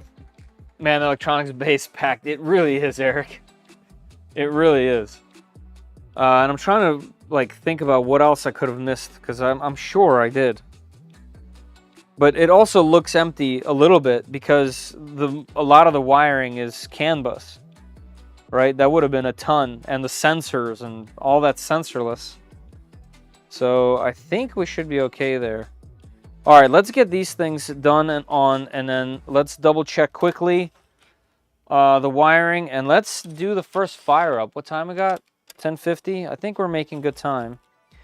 And then I will try to attempt to figure out the chain. The cable chain needs to happen as well. So what do we need? We need my battery off my charger. Oh, FPV Night Train, you might like this. Here, let me just unplug it. I bought this charger, the SkyRC AC Neo. So there's a B6 DC, which uses another battery. It's kind of like for fields. And it's much smaller than this, about half the height. But this is the DC version, AC version. And this little charger is awesome. Super fast for a single battery, obviously. I mean, you could do multiple if you run a thing. But it also has a balancer. But it also has a PD on it. So you can run power just straight from this, which is also very nice. And that you can use a battery input up to 30 volts. So a very, very nice little charger, super compact and cheap. It's tiny, so it fits into a bag. So if you have like a huge cell battery, you could use this in the field. If you go and bring some whoops or even some three cell batteries for like a 3-inch or 2.5 inch. That thing rocks. It's been really good. I've replaced my huge, much larger, much more wiring charger system for just that. And yeah, it's single at a time, but it's quick. Yeah, I agree, they have. So the Bamboo Lab A1 combo is $490 at the moment. The A1 mini combo is $350. While hovering over the buy button for the A1, what do you think? Listen, if you think you need the size over the mini, I have been using the mini a lot. And it is a little bit smaller. It just is. Than your, your standard Ender or the A1. But that price difference is pretty good. Michael, no, I'm not putting a bottom panel on it. The A1 Mini is an amazing machine. If the A1 Mini is this good, I'm gonna assume, I don't have one, but I'm gonna assume that the A1 is even better. They're good. They're very good. They're amongst the best bed slingers. I out of all bed slingers right now, outside of Bamboo, I'm really enjoying the Ender 3 V3 series. Like the actual V3s, not the SC or KE. But the V3, I think they're great, solid printers with years and years and years of experience in designing that type of machine, and they work well. But there's no AMS. So if you want to do multicolor, multi-material to some degree, at the moment, unless, until they release something, Bamboo's king.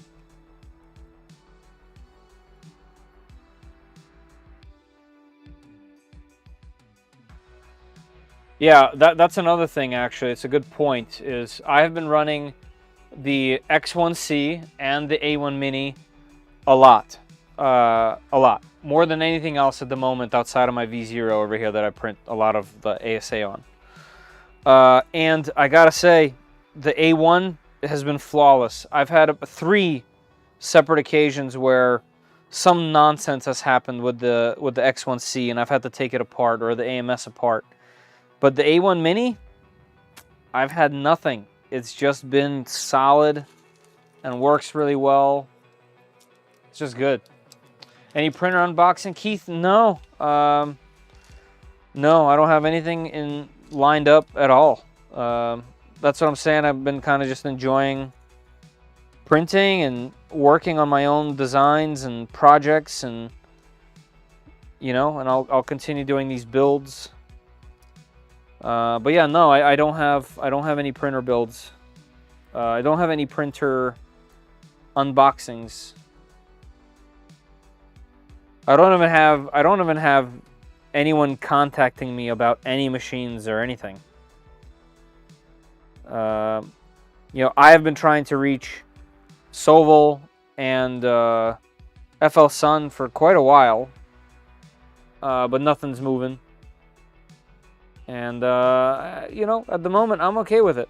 This is the first time since me starting YouTube where I have this opportunity where I don't have just straight lines of boxes, So I'm actually enjoying it, to be fair, to be honest.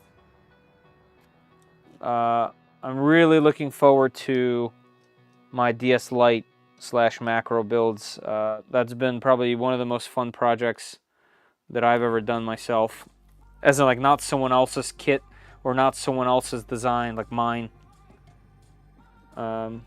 I've had a few over the years, but none of them actually have done anything. Like, I've posted keyboards. Actually, I think I have one of the most popular keyboards that exists. 3D print keyboards that exists. But I don't know. I haven't made much content on YouTube about it, but this stuff I will, because it requires some tutorials and some explanations and whatnot.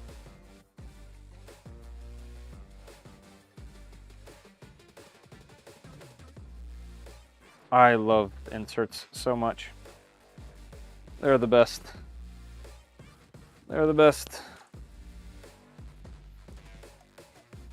But yeah, no skirt. To answer your question, no skirt, because I'm going to have a second power supply in here, and it's going to have to sit. I'm basically gonna have to stand up 2 power supplies, butt up against each other, and they're going to protrude past where there would be a skirt or a panel there. Where is my holder? Put this over there somewhere so I don't burn myself. Let's unplug the battery for now.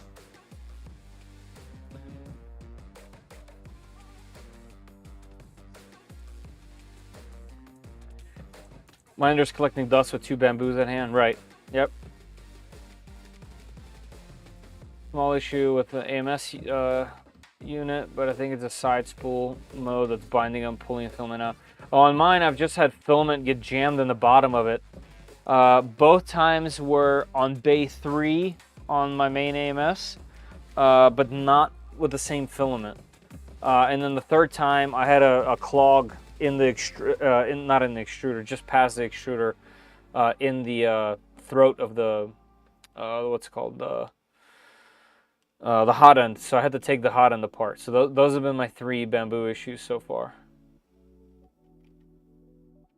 V3 Plus is pretty good, and helmet class. Yep, that's what I'm referring to. I was looking to the right because it's sitting right there. Like it's just behind that machine.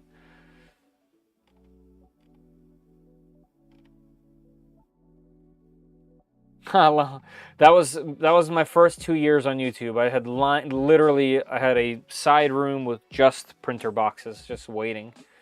I've had 67 machines come through here. Hey Zach, how you doing, man? Yeah, it's going very well. Hopefully we turn it on today. I have about an hour to do so, so I'm looking forward to it. If you haven't tried the Cobra 3, wait. That's another company that hasn't contacted me back in any way. So yeah, there was 3 that I reached out to in multitudes of ways on all different platforms. That's them for the Cobra 3, both the machines for FL Sun, or either of the machines from FL Sun, and Soval with the new 2.4 clone, quote unquote. But nothing's coming. I also messaged Flying Bear because I think they're cooking something up. And that's it, really. I don't think anyone else has anything at the moment. Well, outside of Creality with their K2, but that's also hasn't moved. I do still have to do the review for the Mage S that I've been actually really enjoying. All right, let's see how much hardware we need. 1, 2, 3, 4, 5, 6, 7, 8. Obviously, okay. 1, 2, 3, 4, 5, 6, 7, 8.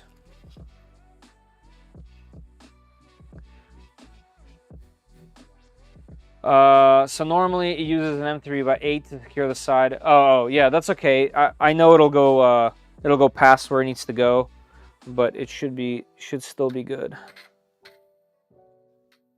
Yeah, like that'll still be great.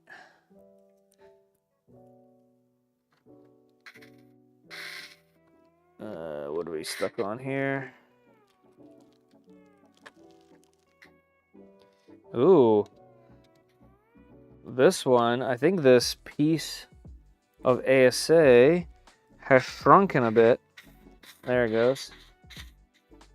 Yeah, I had to kind of loosen one end and stretch the other. But that's nice. Yeah, that definitely strengthens the panel quite a bit.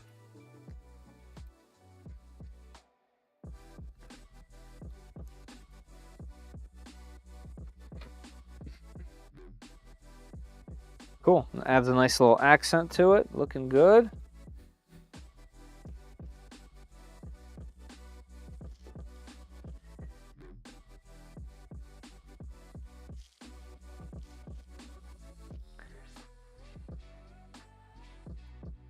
All right, let's see how this one will do. I'll do the same. I'll go loose with this side. Yeah, this one. So this. It's because this is a 3-piece panel, not just a single. Oh yeah, that's a goner right there.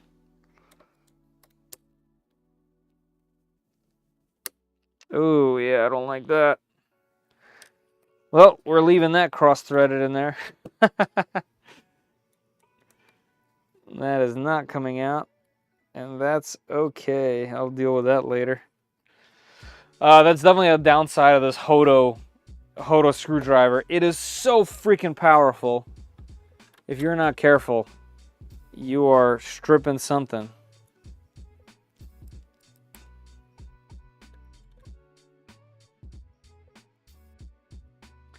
All right, and that is gonna help strengthen this. Cool. Panels are on. I think it's time to double check our work.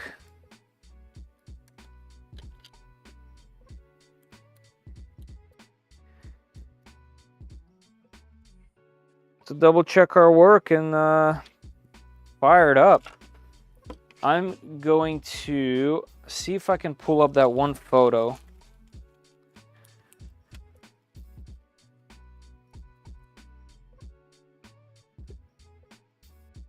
And see where it goes. Everything is hooked up this way. I checked the power wires previously. Nothing seems loose. The motherboard, I have the USB out on here, and I believe on here as well. Let's double check. Yeah, that's the 100R.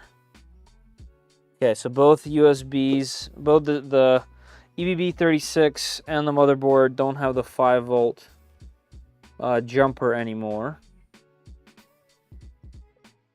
Yeah, I mean, I double checked the connections as I did them. What do you guys think? Think it's time? What's the keyboard? It's called a SICK 68. And it's a not only a 3D printed keyboard, it's also hand wired. There's also 60 key versions that can do PCBs. So if you don't want to hand wire, if you just want to drop in any 60 PCB, you can. But it's called a 668.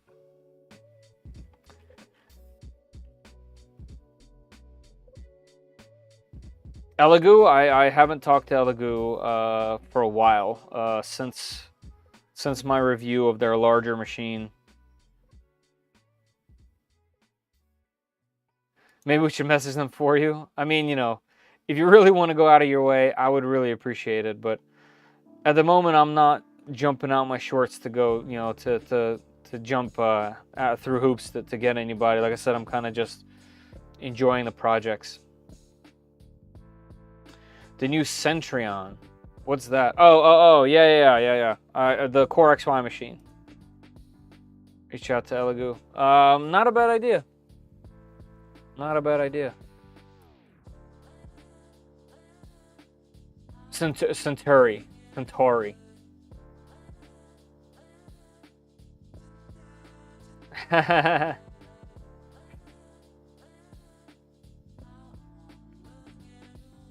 It just depends. So, you know, I remember early on what I would do is I would send an email with an entire plan of a project.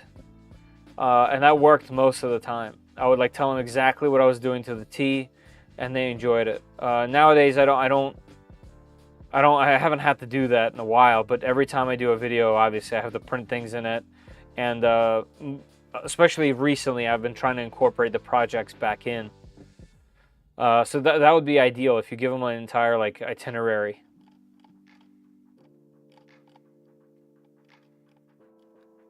All hail the Hodo. Yeah, it's very good. Nice. I appreciate that, Truex. Thank you very much.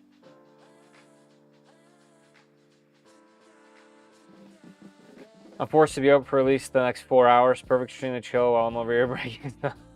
Nice. Glad to provide. Glad to provide. Nice. Do it. You should make an all USB-C Voron. What do you mean by that? So my Trident uses, instead of CAN bus, I use USB-C on the EBB36. So technically speaking, this machine is an all USB machine. You hook up to the board with a USB-C, and the board hooks up to the EBB with the USB-C. Thanks for your help, Vetter. Still struggling with making progress, figuring out. Hey, I'll help you more when I have a bit more time. But I know the machine is definitely capable of having a good Z offset. So it's just a matter of learning its little quirks. And to be honest, I haven't had it on for a few months, so I don't remember off the top of my head, Zachary. But yeah, definitely check my video on it. I might have mentioned something there about it. But like I said, I've definitely made a video specifically talking like a PSA about Clipper machines, modern Clipper machines that run custom firmware on their screens, having trouble with Z offset. And I think the best way to do it is to not do it through their screen and through their interface. I think the best way to do it is through Fluid and Clipper. And you can do that through your browser on any computer on the same network as that printer.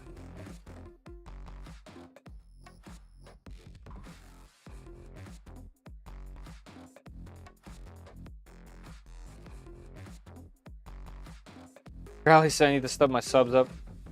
Where's the Crowley printers? And being honest about the K1 doesn't help. Ha, right.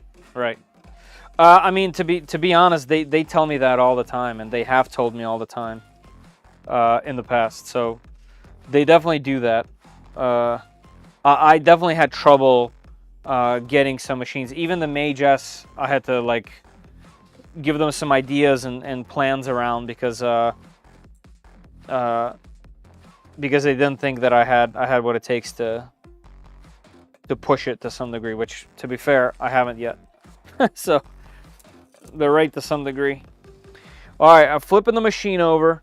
I'm gonna trust my previous self, which is probably a mistake. Actually, before we rotate it, let me do one last gander here on this side, and on this side, what needs to happen is I need to figure out how this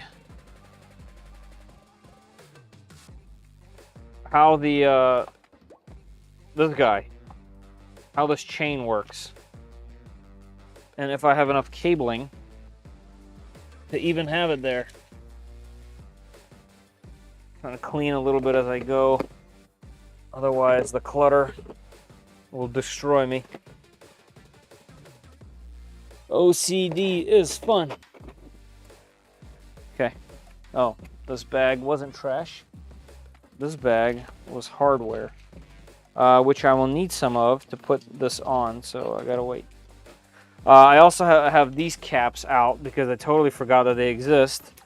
And they definitely make the printer look cool and a little bit more complete. So maybe I'll find some time to throw those on. There's definitely hardware for it, so that's probably something that we should do. All right, let's do the back real quick, then we'll figure these out. And power.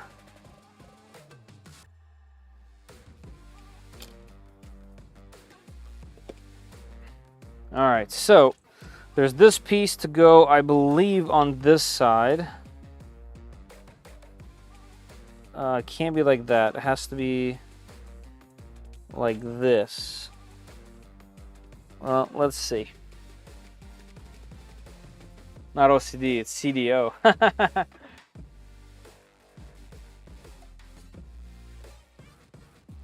Have you ever owned the Creality Ender 5 S1?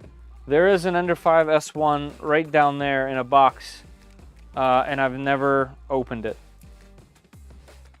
So yes and no. Yes, I have owned it. No, I haven't done anything with it. All right, so I believe this goes upward for whatever reason, which means this attaches like that here. It seems like that's a lot of cable. I could be wrong, but like that's gonna take a lot of umbilical out. I guess that's okay. Yeah, I guess that is okay. There's plenty. All right, let me try to mount it.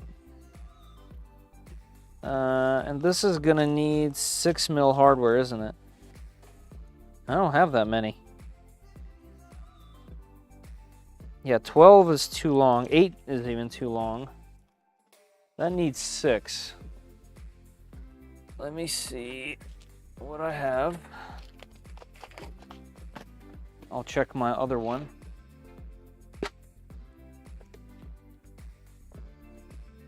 Strap Sonic Pad. You have a budget K1. Right. It's true. Sonic Pad's good. Good little thing. Where are all my 6 mils?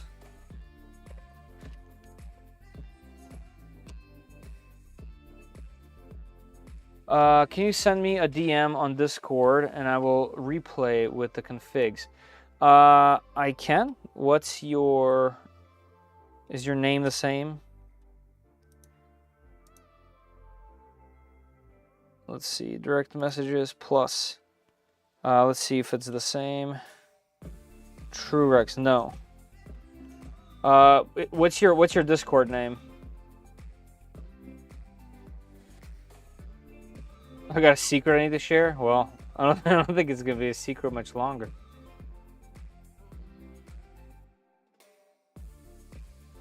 Nice. That's blazing fast.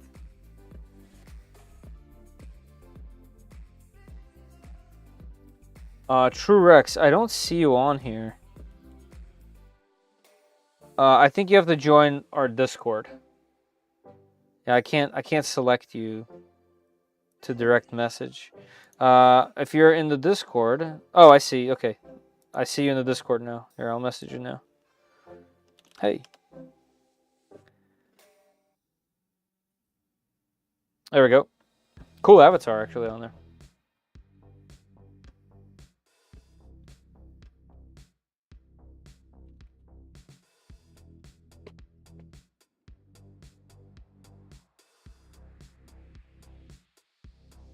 All right, I need to find some M6 hardware.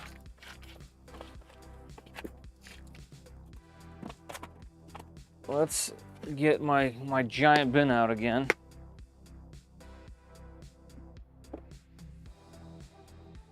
Nice, okay.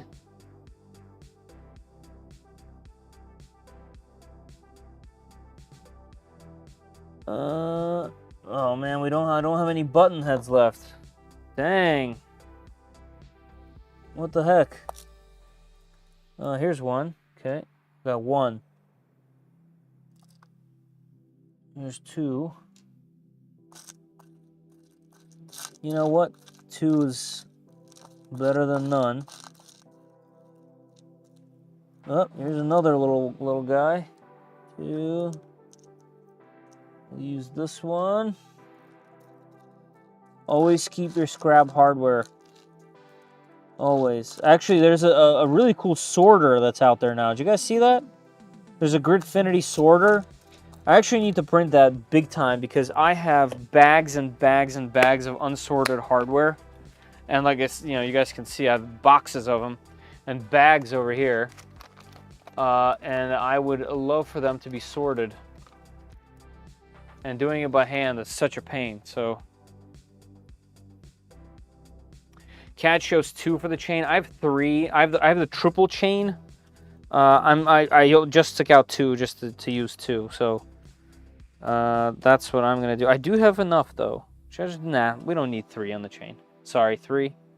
Do we really need 3 on the chain though? 2 at the top, 1 at the bottom. Oh wow, that's even crazier. Canvas is not set up fully, but some of it's ready to go. Okay, cool. So that's Micron printer. So sbcan_tr, th, cfg, and macros. Okay, cool. Thank you for sending me that. All right, so this has to go like that. Drop in our hardware. Uno, dos.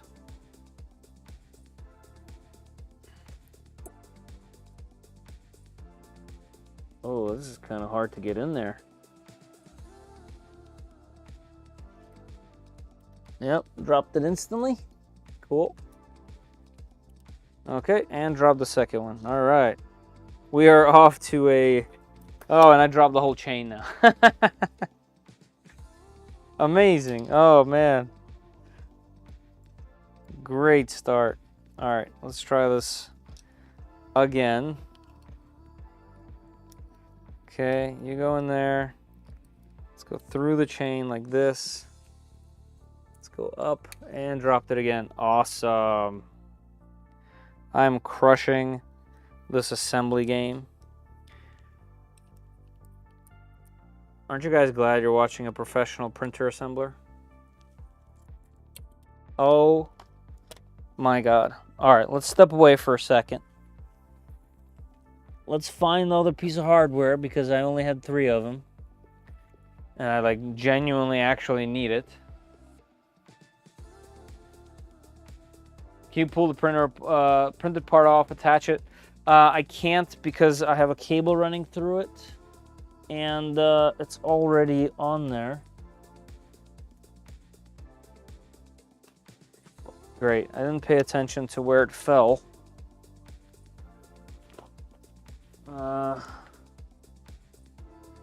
Oh boy.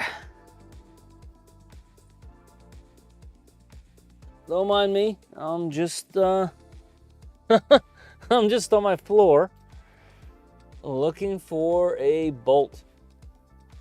Come on, don't act like you guys don't do this all the time. Don't act like you haven't dropped a piece of hardware and then spent a while on your floor looking for it.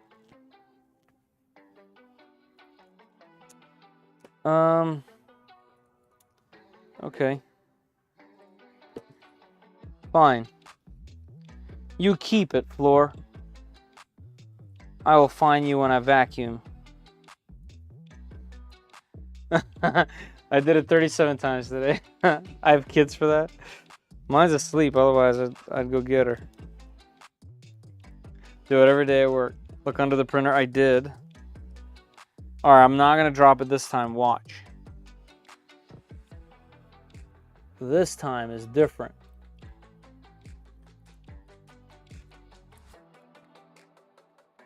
Maybe. Almost dropped it. Alright, I did get it in there, I think. It did. Yay, we got one. I do really need that one though. Wherever the heck it went. I need it back. Come on, carpet. No!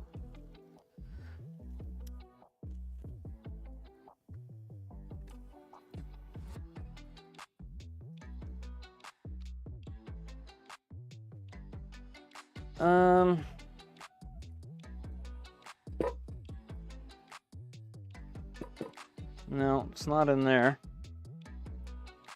It's definitely on my carpet somewhere. Like, I'm almost positive. That's all right. I will make it work because I need to, and because I don't want to run out of time before either seeing blue smoke or having this thing turn on.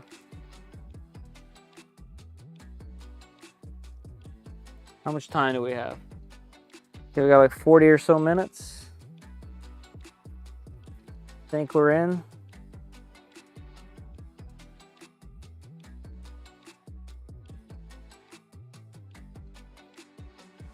All right, 1 is tight. And 2 tight. Okay. Does anyone know how many links I need? This seems excessive. But then again, maybe it's not.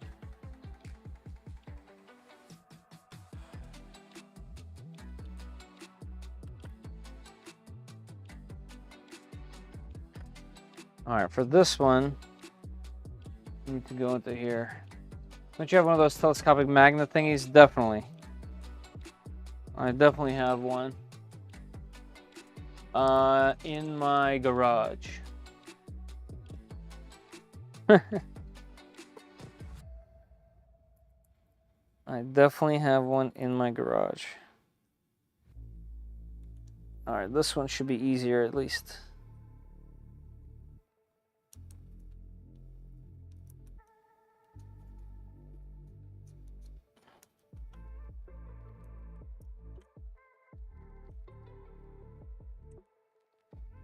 And 2 is fine.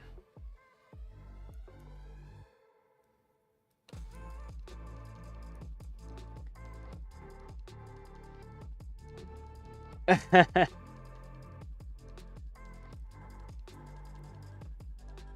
had 20 links with a supply chain, tried 18 on a printed chain, and it snapped.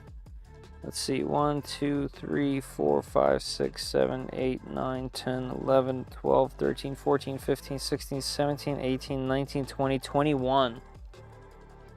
19 in the CAD. I got 21 on this sucker. And it seems too long. Yeah, like that seems too big. That's max. Yeah, 19 would be better. Alright, I will take this off. Let's take off 2 links.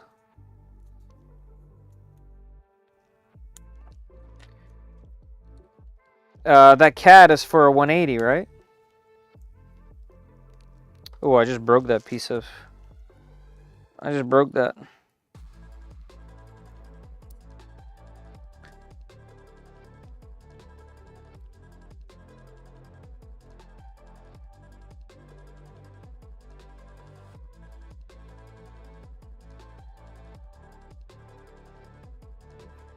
Drawbacks of too much length.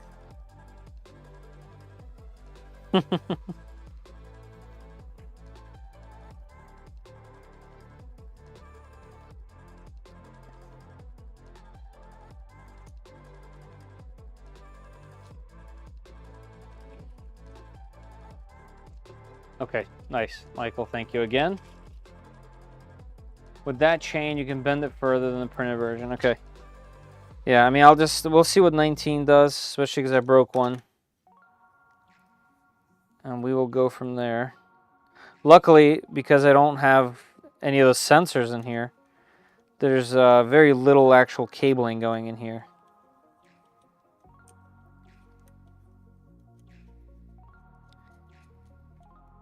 Alright, that's that. Yeah, that seems a little better. That seems a little better. We'll see how this bunches up when this all goes down. But we'll cross that bridge when we get there. This umbilical cord. How am I going to do the umbilical cord?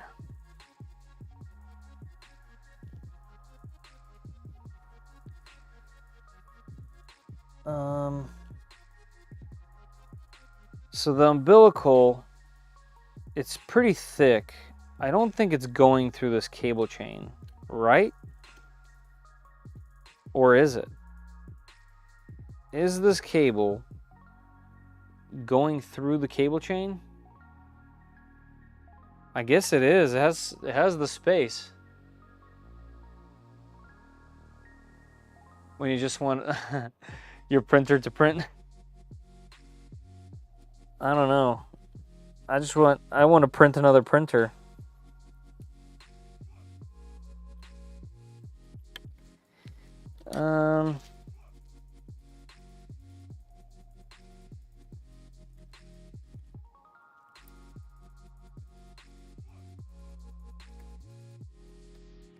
Okay, let's undo that.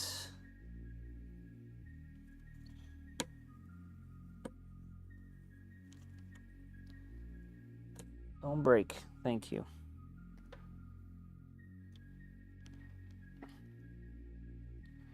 All right, so these have to go up this way, but over this. Yeah, and same with this thing, technically. All right, we'll do it. I can always just take it out of there.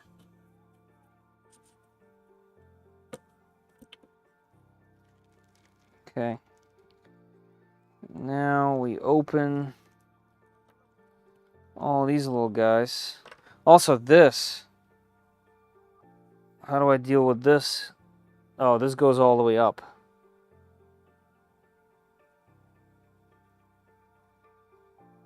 All right, once again, we'll cross that bridge when we get there. Stop breaking stuff. I can't. It does from what I can tell. Okay.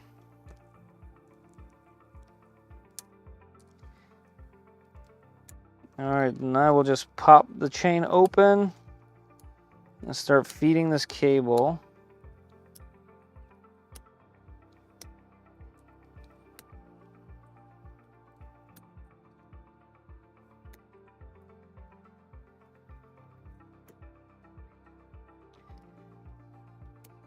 All right, almost.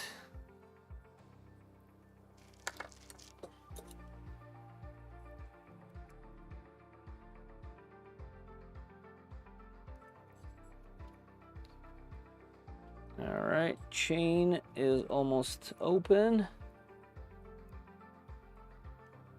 Okay, chain is open. Let me get you guys a little closer so you're with me in this painful process. I hate chains. I hate them. All right, so technically speaking, this cable needs to go through here. Come on. There we go. It needs to be dropped in from the top down into there. Like that, and then plugged back in. Like that. All right, and this cable can go in. And what a mess it is. All right, so this set of cables needs to actually be pushed / pulled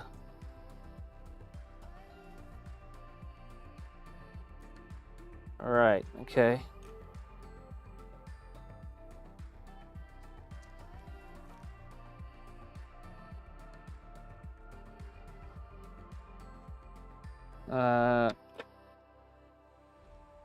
Let's make these tight.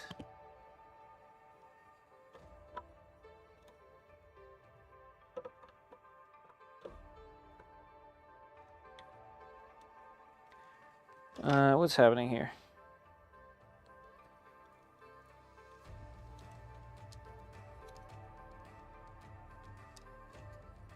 There we go. So where am I missing this cable from? All right, I need to take this cable chain part out. Come on out. Come on out. Here we go. This needs a little bit more organization than what I'm seeing. All right, that's CAN bus. Where's the ground from CAN bus? Ground is rigid, which is this one. Okay. So why is this cable above this? Aha, okay. Okay. There we go. That's one. Move it over there. This is two. Move it over there. Okay, these are separate. And ground for CAN bus is rigid. All right, let me think about that too, because I think I have to take it out of here. I don't have it zip tied yet, so that actually came to play. Because this also has to be dropped in from the top. So this cable first. Which one is it? That's this guy. So these 4 have to be pulled tight.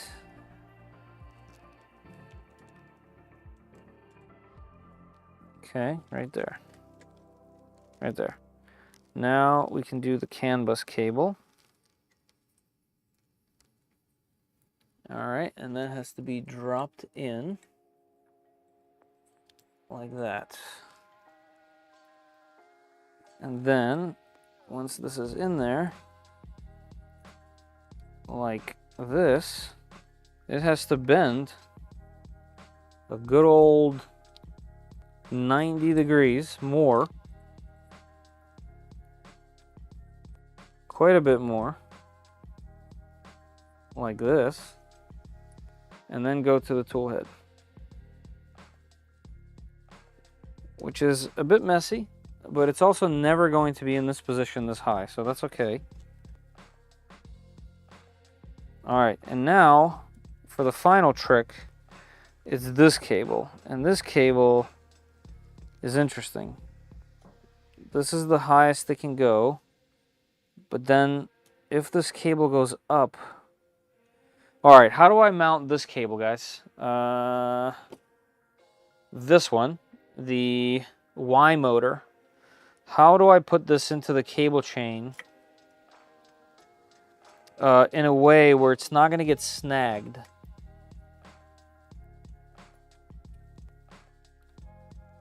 And the reason why I say that is because it can't go higher, right? Because this will also move all the time. I guess it just has to pop into the chain at some point. Hey, David? Yeah, right? That's what it looks like. Does your keyboard take heat sets? I don't think my original design did. When I designed it, it was one of the first things I ever designed when I got the 3D printer. So it's a very long time ago. I don't think it uses any heat inserts. I would now, but I would also check to see if there's remixes, because there's so many remixes. It's been, what, 3+ years since I made that thing. There's been quite a lot of makes and quite a lot of remixes of it. If you type in 668, I'm sure you'll see dozens of recreations of it.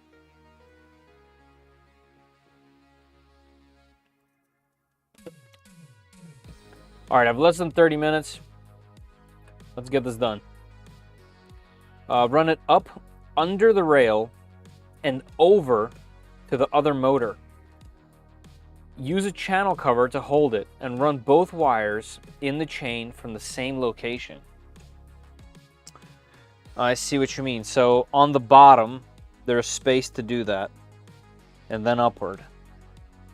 I think we can make that happen.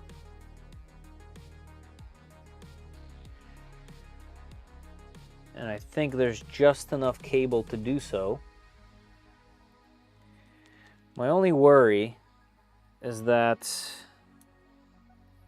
I don't have any channel. I don't have any of that channel stuff. But I can zip tie it, at least for now. So running it through the top, in with the rest of them. This I will pull from the bottom. And this one will just be zip tied like this. And let me do that now. And then what I will do is, once we're all set up, that's something that I can very easily clean up. Actually, can I zip tie it with this here? Yes, there's space. Okay. Thank you for that advice.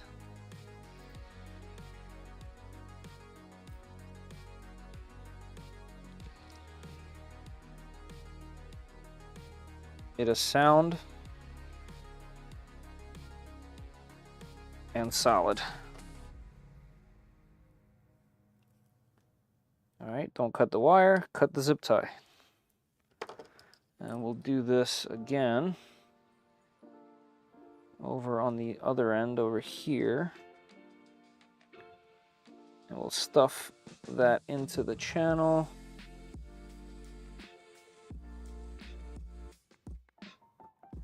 Nice, good relaxing song.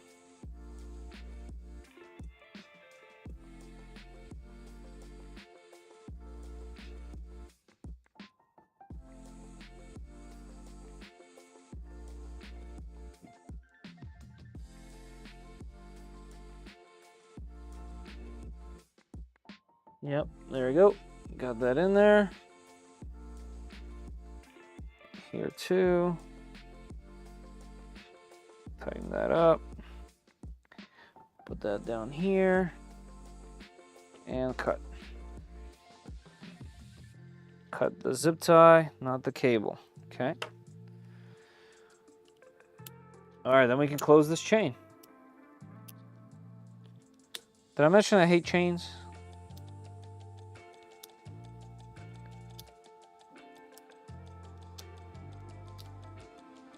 One of those soft cable tie things would just be better. I've kind of always thought that. On 3D printers, at least. Obviously, on other machinery, it makes a lot more sense. All right, chain is ready. All right, let's put this on the side, I think. Yes, I can put it on the side. Put it like this. And let me see if I can tidy. Actually, I guess I need to put it up again. No, let's just do it this way. Let me see if I can pull these in some way, shape, or form from somewhere. All right. I can from here. So let's just do it.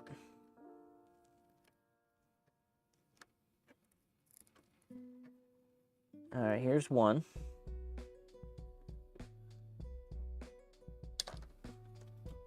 Okay, that's one. And where's the other? Here you go. Let's get this other one. No knots, no knots. No knots. There's the black cable. There we go. Okay. That's nice and tidy there. So now we just gotta zip tie these. All right, let me get several zip ties. Clean that up. All right, we'll get one right here. Just to group these together.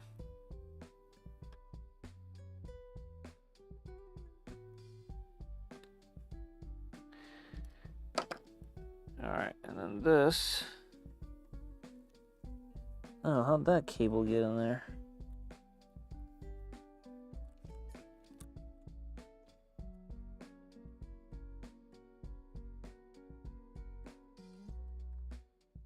Yep.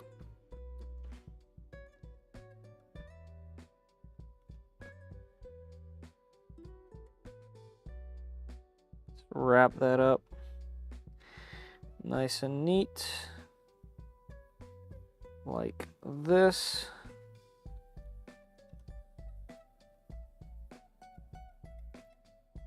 And we should be able to tug that right underneath the board and kind of hide that. Let's see.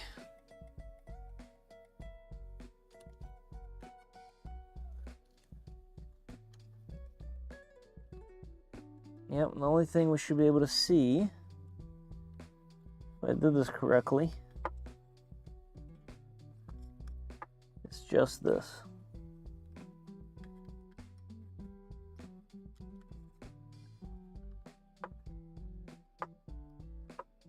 Sweet. Look at that. Well, that's pretty clean, ain't it? Voila. How'd I do? There's so much wiring in there. There is so much wiring in there. All right, y'all. We got 15 minutes. 15 minutes left. I think it's time. I think it's time we plug it in. I obviously won't have the configs or anything like that, but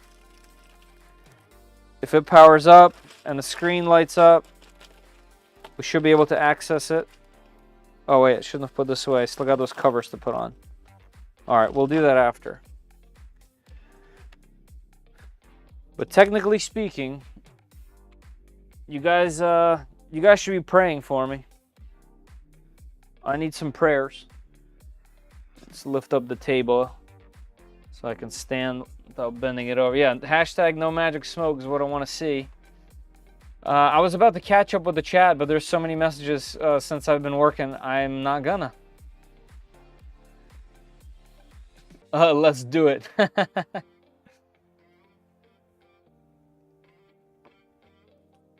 Nice. Thank you very much, True.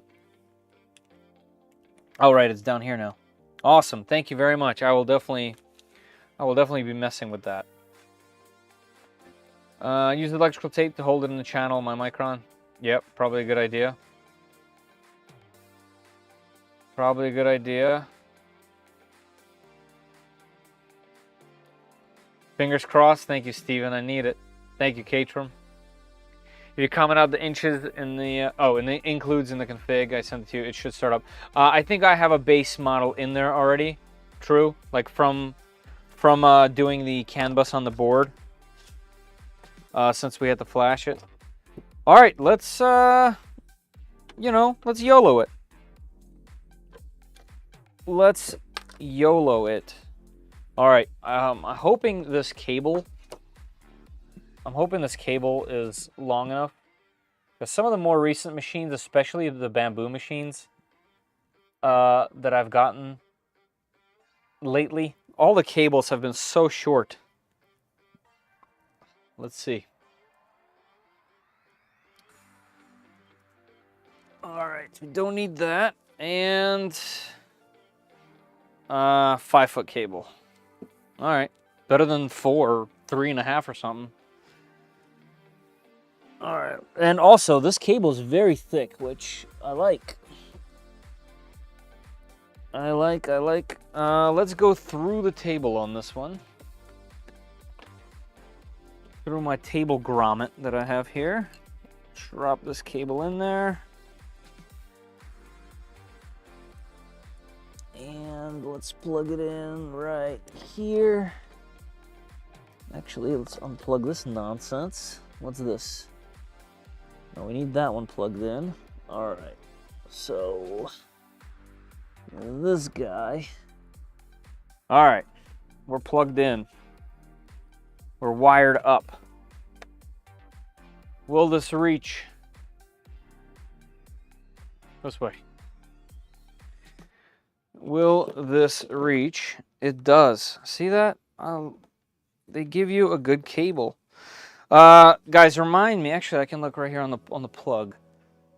Okay, 0 is off. Yep. All right, plugging it in. Okay. It's plugged in. Whew. Is it that time? Time to power it up. Oh, the camera's over there. Hey. Hey. How about you join me? Come on. Come on. Keep it going. There we go. All right. You guys ready? Let's do it. I'm gonna hold my finger on here in case I hear a pop or see something. Here we go. No pops.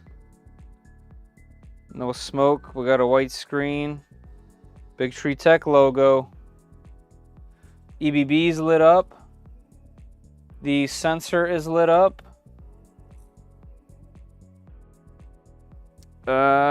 No fans should be running at all because there's no fans in any config anywhere. Okay, these are all good things. There's no LEDs yet, but I do have LEDs for it. Boom, clipper on the screen, baby. Let's get that peel. Oh, hold on. Let's do this. Hold on. Off. Let's go to the mic, filters, noise suppression, off. Yes. All right. You guys should hear me loud and clear with no suppression. Listen to this. You ready? I'm gonna lean right in there. Oh yeah.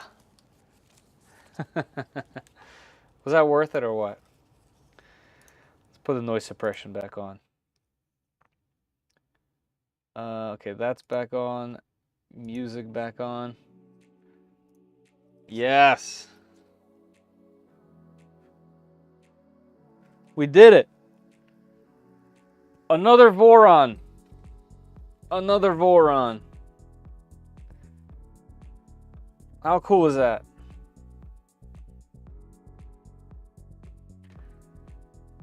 How cool is this thing? And this isn't even it. This is just the start. There's gonna be 4 tool heads on this sucker. I got 3 more tool heads to build. Wow. So the one thing I gotta say about the file for the screen, all right. The file for the screen, here I gotta lean this sucker in there. The shroud doesn't actually cover like all of the screen, and that's just not a good look. If you guys can point me in the right direction for a better shroud, I would love to use it. Maybe there's some kind of insert or something. If I have to reprint it, obviously not a problem. But yeah, I think we have an almost operational machine.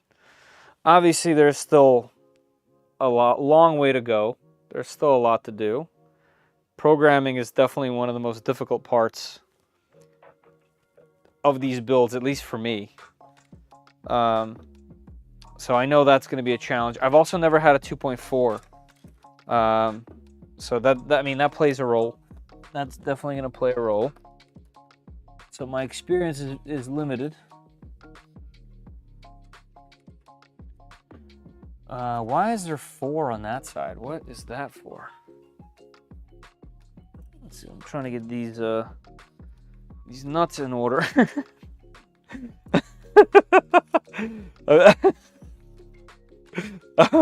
I'm trying to get these nuts in order.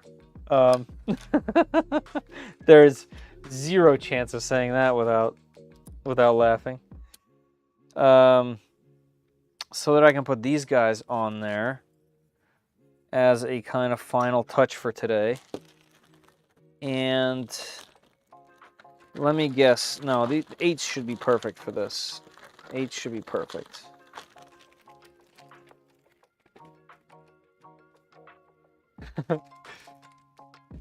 I'm limiting my Micron to 1 tool head. My 350 will have 6.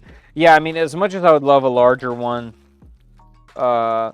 there's something about a small, nimble machine that I personally really enjoy. I recently, well, I guess it's not recent anymore, but if you guys keep up with the videos, I did a recent video where I took my V0 to my parents' house to do a little project, and I had so much fun doing that. I obviously know that's like a 1% of the time type of thing. No one's like taking and traveling with their printer. But the mobility, the fact that it doesn't take up a lot of space, you know, I have a ton of machines that are just absolute behemoths. And there's just something about a compact, fast machine that gives you full access to everything, that doesn't hold you back. Something about that is just nice. But I totally understand what you're saying. Like, every part of it.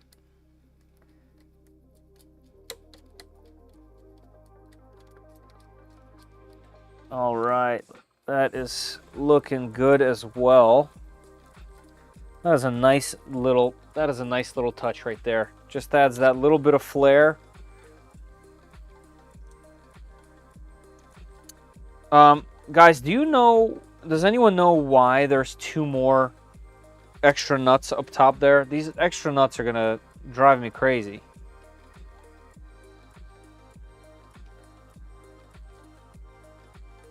Like, why do they exist?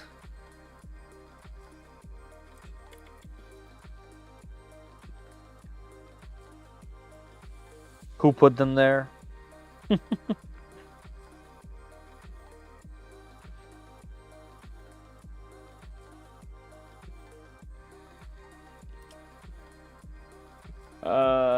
me see.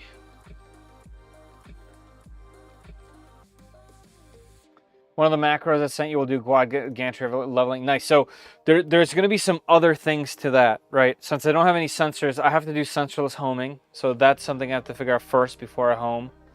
I also have to figure out leveling itself, because since it's on the tool changer, okay, the LED changes. That's cool. If you guys see, the sensor has a red LED right there. Can you guys see that? When you break the connection, it turns blue. So that's good. Let's see how sensitive it is. Oh yeah, it's pretty sensitive. So yeah, leveling is going to be like tap. And I've never dealt with that. Every machine that I have has some kind of proximity sensor or something like that along those lines. So that's new for me as well. So I have to set that up before I can level. What else? Oh man, I have to keep up. So my scroll is so far behind. I mean, that's happening now. Any bamboo machine is like that. You can't even do a bunch of stuff to it. Well, you can now. There's aftermarket here and there, but a lot of machines are just, you pull them out of the box. The Infomec TX is like that. There's a bunch. Hey, nice. Thank you very much, Matthew. Thank you. I appreciate it. I'm so far behind in the chat. I didn't even see this earlier. Thank you very much. By the way, everyone that got a gifted sub, please thank Matthew in the chat, please. Thank you very much. Yes, I did. Yeah, and he actually used it again today. He reupholsters boat seating. He used it today.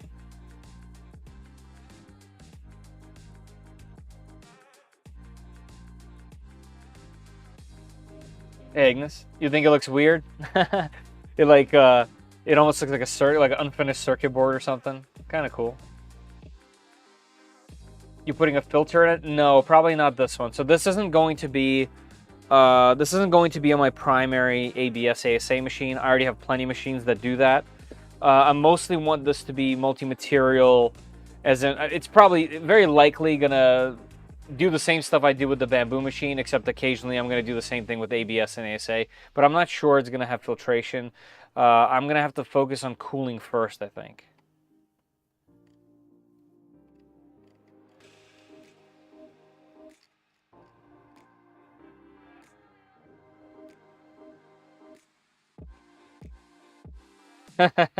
No, they're still not on order.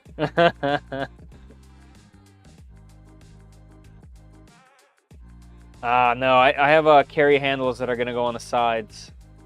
But I will have to do some work to get them in. And actually, no, there's a gap, so I'll be able to put those in, I think. Oh, the ones on top. No, I have that. I'm good on that. I have two handles that are going to go on top, just like I did with my V0. I wonder if those are yet again leftovers from the issue. Tapas cake, is it? Like I said, I've never done it.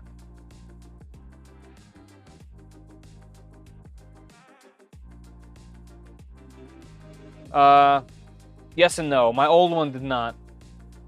My new one does. All right, everybody. I think there's only a few left. We don't have to have this thing open anymore. I think there's only a few minutes left. If you guys are going to stick around, yeah, 2 minutes. If you guys are going to stick around, there's only 47 people entered into the filament giveaway. So yeah, join up. Grab yourself a potential spool of PLA Plus. 3D Max makes some very decent PLA. It is what I use on a daily for regular prints. They even have some slightly fancier stuff. This entire machine is printed with their ASA and ASA carbon fiber.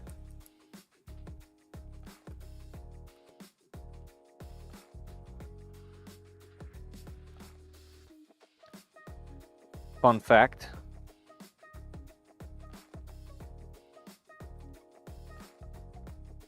I'll send you the base tap config for my 350. I'll give you a start. Listen, I really appreciate that. That's definitely going to be a massive help. So definitely a thank you from me.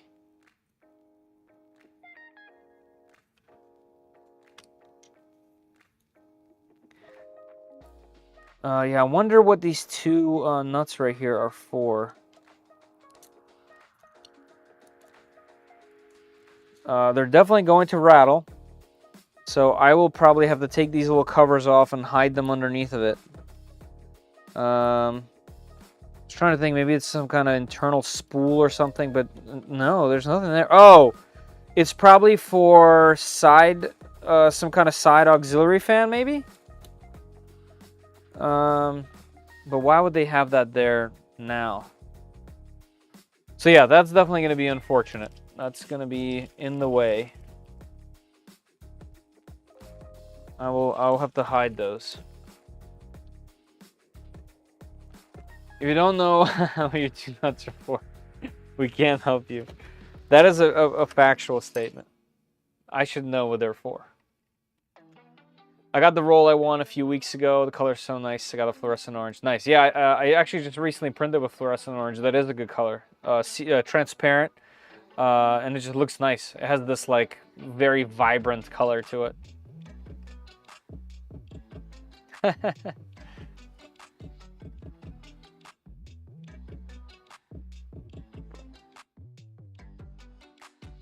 Nice, that's good. That's good. Good to hear. Very bright, yeah. Yeah. All right, so that is the competition. So good luck, everybody. Man, I am so excited about this. That is super cool. This is super cool. Definitely need some LEDs, which also means more wiring, which is fine. I definitely have a bunch of strips. I even actually printed...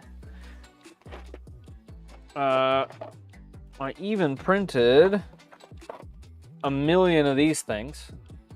And what these are is you put a strip through here and these just pop in, but they also kind of give you a diffuser as well, so that when these things are populated at the top here, I guess I should say this way, when they're populated at the top, they don't shine a light into your eyeballs.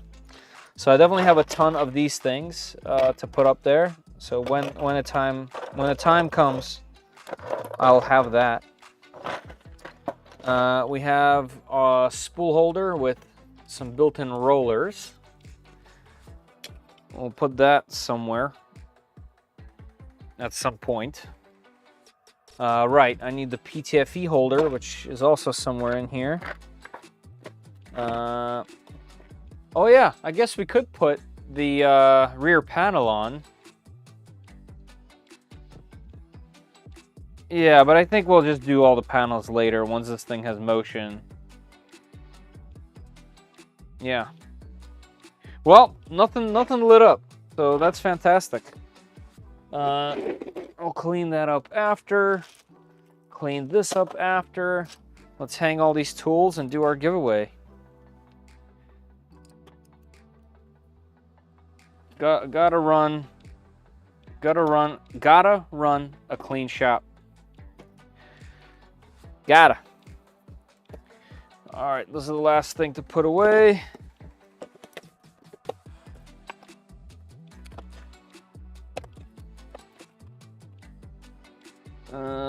And the cable. Stop the brain rot.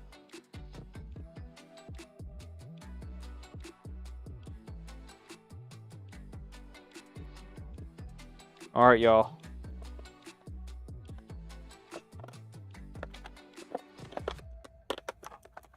Sweet.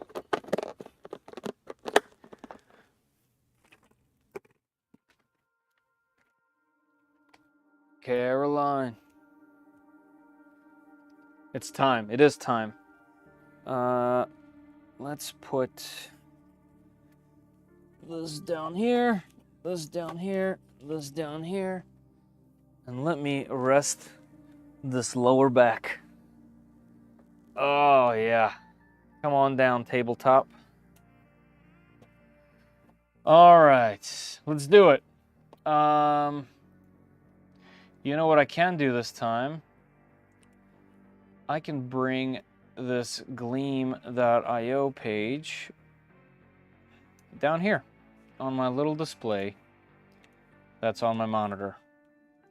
And that way I can manage it from here and still see you guys talking and chatting. Awesome. All right, let's do it. Let's go to winners. You guys ready? Everybody ready? We'll have a spool of filament for the new printer. Well, let's see. Mess equals productivity.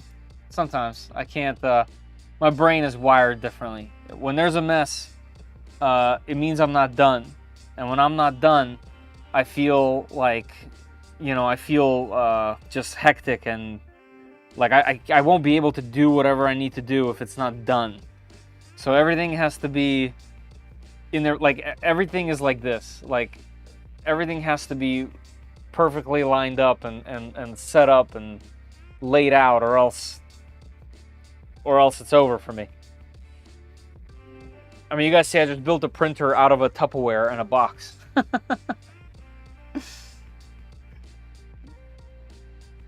Okay. Let's do draw winner. 1. We're gonna draw. Let's see.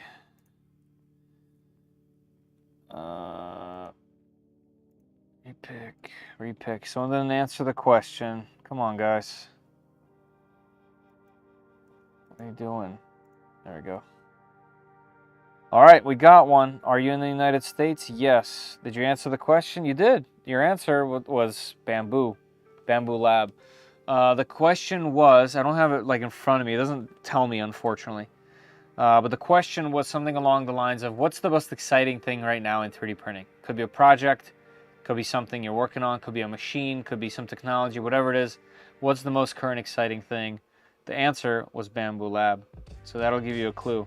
Announce winners in widget. Announce. Let's head up here. Refresh. Congratulations to Bobby S. Bobby S. Are you in here? I was taught that you can't trust the craftsman with a clean workspace.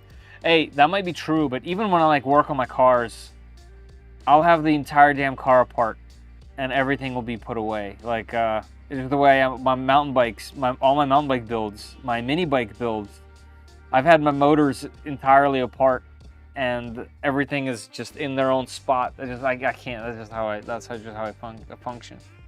Come organize my house. Nah, the rest of my house is a bomb because other people live there too, so it's not just me in that case.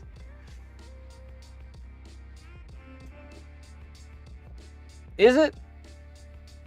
Hey, all right, cool. All right, well, Bobby S, here's how we do it. What are the 4 last digits in your email? That's how we'll confirm it.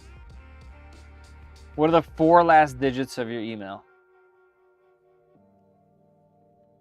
Hey, there we go. Confirmed. Congratulations, Bobby. Fresh Prince himself. I think I told you I live in Bel Air. And I have some Fresh Prince. But you're the Fresh Prince of Bel Air. So, like...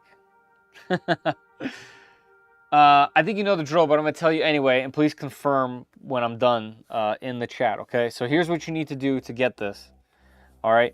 So go onto their website, 3D Max, okay, and check out their filaments. They're specifically they're PLA plus. Okay, nothing with carbon, none of the additive stuff, just the regular PLA plus spools. Okay, find one that's currently in stock, and then you have to email me your full name, your shipping address, and your choice of PLA plus, the spool of PLA plus. All right, and email me at fedor@3dprintsos.com. My first name is spelled F-E-D-O-R. Okay, Fedor, F-E-D-O-R @3dprintsos.com. Full name, address, and your choice. It has to be in stock and PLA plus. All right, let me know in the chat if you can confirm.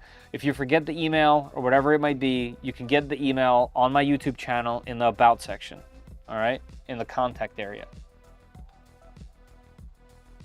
I went ahead and picked up a KE and Nebula pad, nice, from one of my SEs, and a Wi-Fi box for the other. Having issues with layer shifts with the SE or the Nebula pad. That's interesting.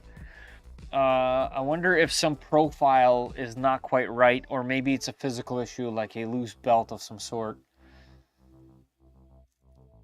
Are you pushing? No, I mean it should be capable of going pretty quick. Gotcha. All right, cool, nice, congratulations.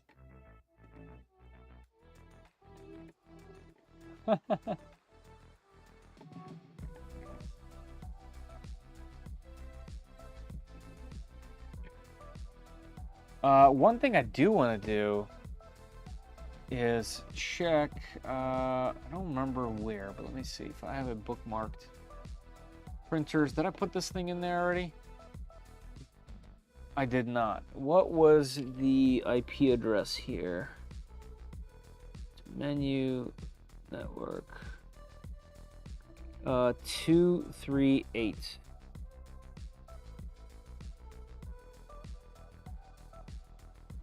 Let me add it. 192.168.1.238. Nice. All right, and let's add this to my printers. Add bookmark. This is the Voron. Well, Voronish. Micron Plus. Add. All right, now I should be able to bada bing bada boom. And I should also be able to pull this thing up on my keyboard, which would be sick. Oh yeah, that's gonna be cool. Check this out, fam. Clipper right there on your keyboard, and also it's touchscreen, so should be able to do whatever. Quite nice. I'll do a little video on that soon. Not a cheap product, but we'll have some fun. Oh, here we go. Here's a little sneak preview for you guys. That's 3D printed, and there's a lot more where that one came from. Should be cool. Has Gatoron yellows, for those that know. They are hot swappable. Full RGB, although the keyboard is not easily compatible with Kia, nor what's the or QMK box. I think they have their own firmware, and I'm on a Mac, so it doesn't even matter at that point. I just use Carabiner to swap any of the keys, like the Alt key for the Command key, for example. Clippers for losers. It is, yeah. If I change the type to Clipper instead of Marlin, it works fine. Oh yeah, that's good. That's what it's supposed to be, because the box is Clipper. The thing that you added on is Clipper. So, hey Zachary, have a good night. Like I said, I'll try to help you as much as I can. I should be able to tomorrow as well. Install Clipper screen on my Micron tonight. Yep. Clipper screen's good. All right, everybody. This is cool. I know there's an error, obviously, but that's because there's no actual firmware setup. It's just this. And there's nothing here. But the CB1, the MCU Tool 0 is here. Hopefully there'll be a whole bunch more of these tools. Super excited for that. Still a bunch of things to set up, but we're in the final stages. All right, you guys. Thank you very much for being here. I had a lot of fun building this thing. I'm so glad that it's here. I mean, look at it. Hold on. Look at it. It's so cute. It's like a little guy, but not quite. It does look pretty big next to the V0. But if I put this up there to the Trident, this thing looks like a little puny little guy. But yeah, I definitely really like the screen like this. It just looks so clean. Yeah, I'm excited to get this thing running, working, printing, and then shortly after, toolhead builds. Nice, thank you, Zumi. Yeah, definitely lots of progress. And I still haven't found that one fastener I dropped, but that might be a job for the vacuum. Oh man. All right. Next week, a benchy, yeah. I mean, technically speaking, it's possible. It's possible to have it running as soon as the next live stream. But the next Wednesday, I'm not going to be doing this. Next Wednesday, we're going to be building a Game Boy macro. My Game Boy macro. Like my design. I'll let you guys drive. As in, I'll let you guys pick which DS Lite we take apart and salvage. I'll let you guys pick which color schemes we choose to build. I'll let you guys handle all of that, and I'll just do it. I'll build it and talk about how I do it and kind of make that a live stream / tutorial. And I think it'll be a lot of fun. I don't remember how long it takes. I did do one live stream before, but I was kind of a noob at doing it. I've built a bunch of these things now. I think this will be my 4th one. So I've gotten pretty familiar with it, and I've been messing with a whole bunch of boards. So it should be easy. Both US and Japanese boards.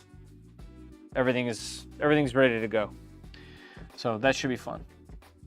No set screw. All right, everybody. Grub screw, that's right. Thank you all for being here. I hope you guys enjoyed the stream. Many more where this thing came from. Fun as always. Thank you, everybody. Have a good one. See ya.